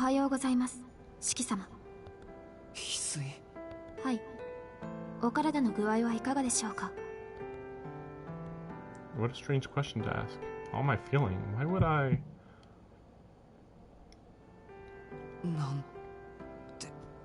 That's a good question. Why? Am I sleeping here? 人を殺し I stop short of saying it. The reasoning part of me hits the brakes, impelling me not to utter that word. 翡翠俺どうしてここに覚えていらっしゃらないのですか、シキ様。 Hisui froze her brow ever so slightly. 学校の方からシキ様は早退したというお電話がありました。ですが夕方になっても帰ってこられず、姉が探しに行ったところ公園でお休みになっていたそうです。公園って近くの公園 See, okay, this feels like what's it called? Retconning. Because suddenly it makes sense that he'd be in the park on the way home from school. But because the remake wanted to change stuff, it's like, oh, it's more elaborate and he went to this room and killed her there. But it's like, but then how would they find her or find him? And the answer is, they found him in the park. It's like, what? You know? Now, to be fair, it makes me wonder about the original where, okay, we found you in the park, but then what? Arcuid, I'm just gonna say, she isn't dead. But she, like, reformed herself and then, what, walked away? I mean, I guess it's possible. But, what, there's just this giant pile of blood and he's unconscious nearby, you know, or, like, really close to that pile of blood. I guess it's possible, because that seems like what likely happened.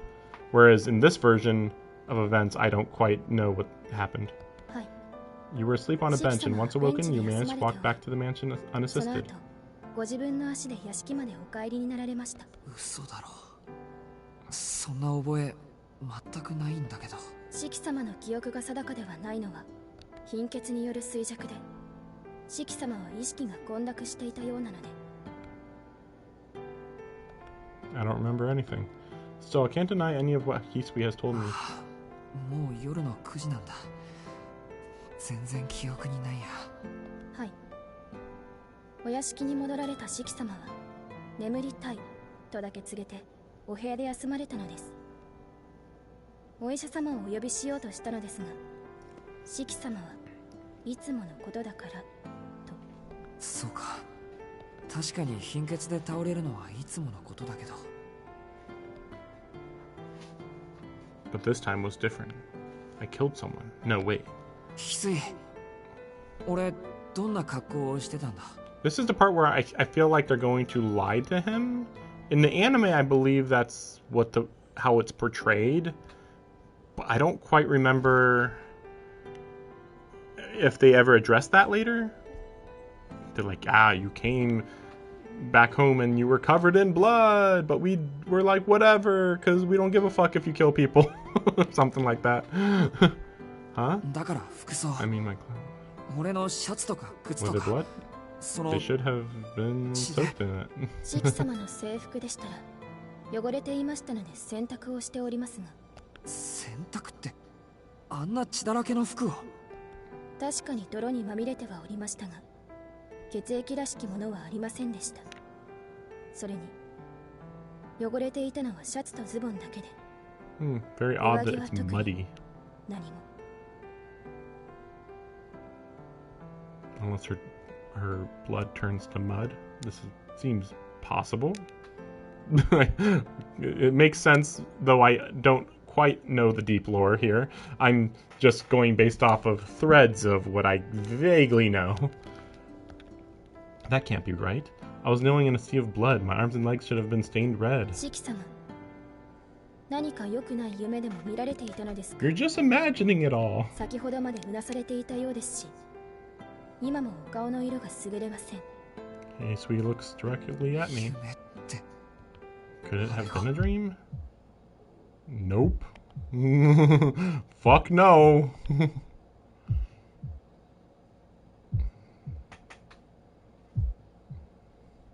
いやそうだよなあんなのは悪い夢だ It let out a relieved sigh. That's right. It was nothing more than a horrible dream. I'd never do something that would break my promise, Miss Master, especially without a decent reason.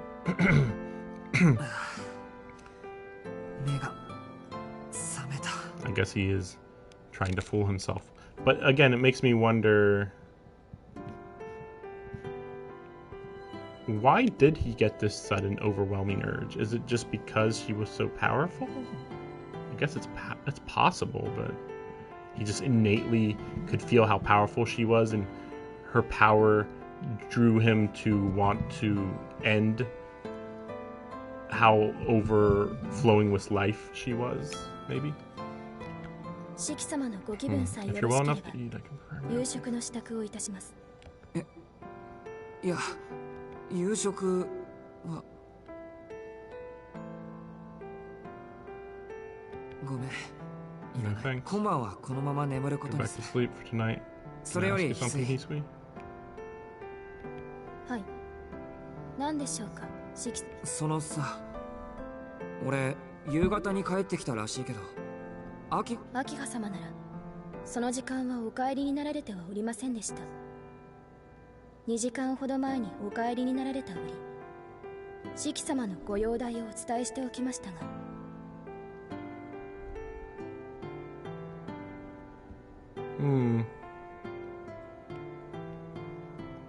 I know in the anime they kind of just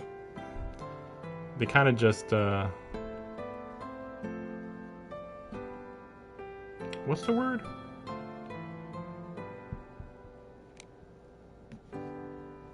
Oh, I forget what.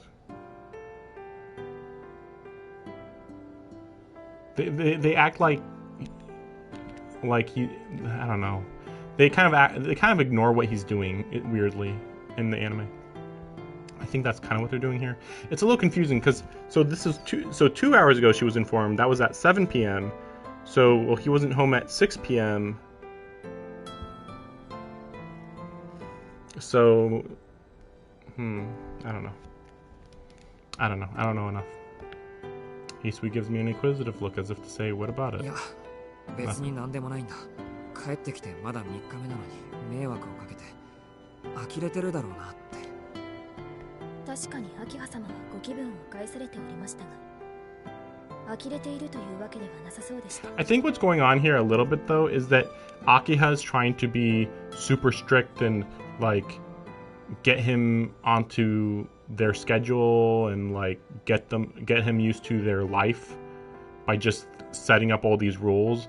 But like his life is getting so fucked up so quickly after moving here that she's like, oh man, I really can't keep up this facade because like he's doing the most random bullshit and like you kind of can't blame him, right? Like I think this is what she's thinking. I hope this is what she's thinking because otherwise she's just incredibly mean.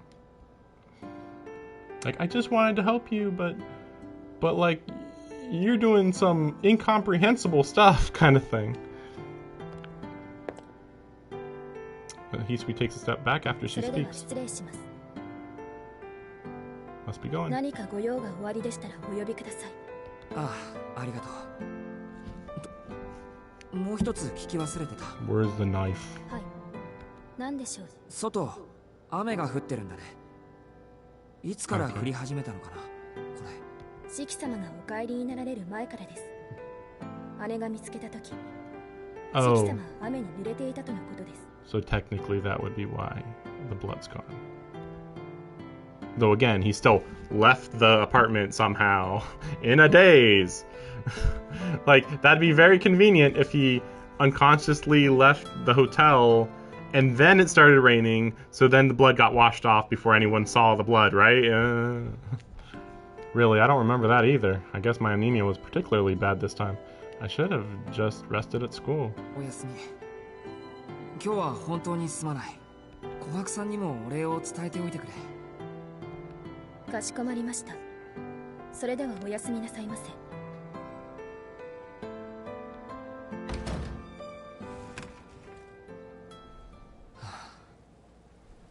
夢だったんだ。 The words feel bleak coming from my lips. Nothing feels real, not the horrible dream, nor the fact that it was a dream. The rain outside falls hard. My head is still a little heavy. I peer at my chest. My scar from 7 years ago stands out starkly against my skin, like burn marks. Oh, the knife my father left me is sitting on the desk in my room. It was a dream. There's no way it was anything else. I repeat those words in my head to convince myself and close my eyes. I exhale deeply, like I'm trying to expel some deep-seated odor from my lungs. My consciousness fades, and I'm ushered into a deep, dark slumber. When I was a child, I remembered someone urging me to never tell a lie. I didn't believe it myself. Wait. Urging me to never tell a lie I didn't believe myself.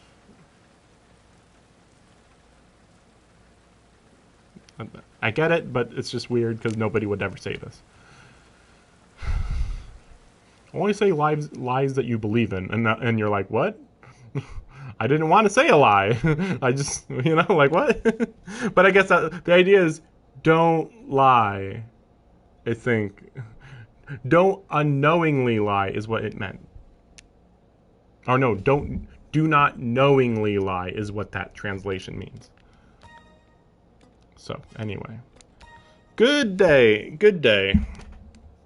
So that was day 2 and 3.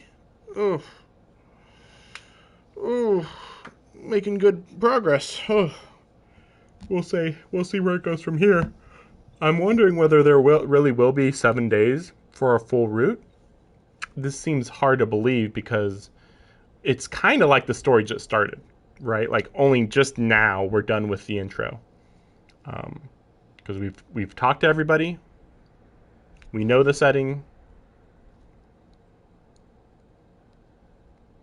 Pretty much. Because, like, there's still enemies and friends that we don't quite know about. But, it still feels like we're done with the intro. But, yeah, we'll see where things go from here. Thanks for watching. Hopefully I'll have just as much to play tomorrow. This ended up being a pretty decent stream. We're almost at 4 hours here. So, that's not too bad. Other than that 30 minutes where I wasn't doing anything. Just ignore that part. But anyway, see you next time. Good night.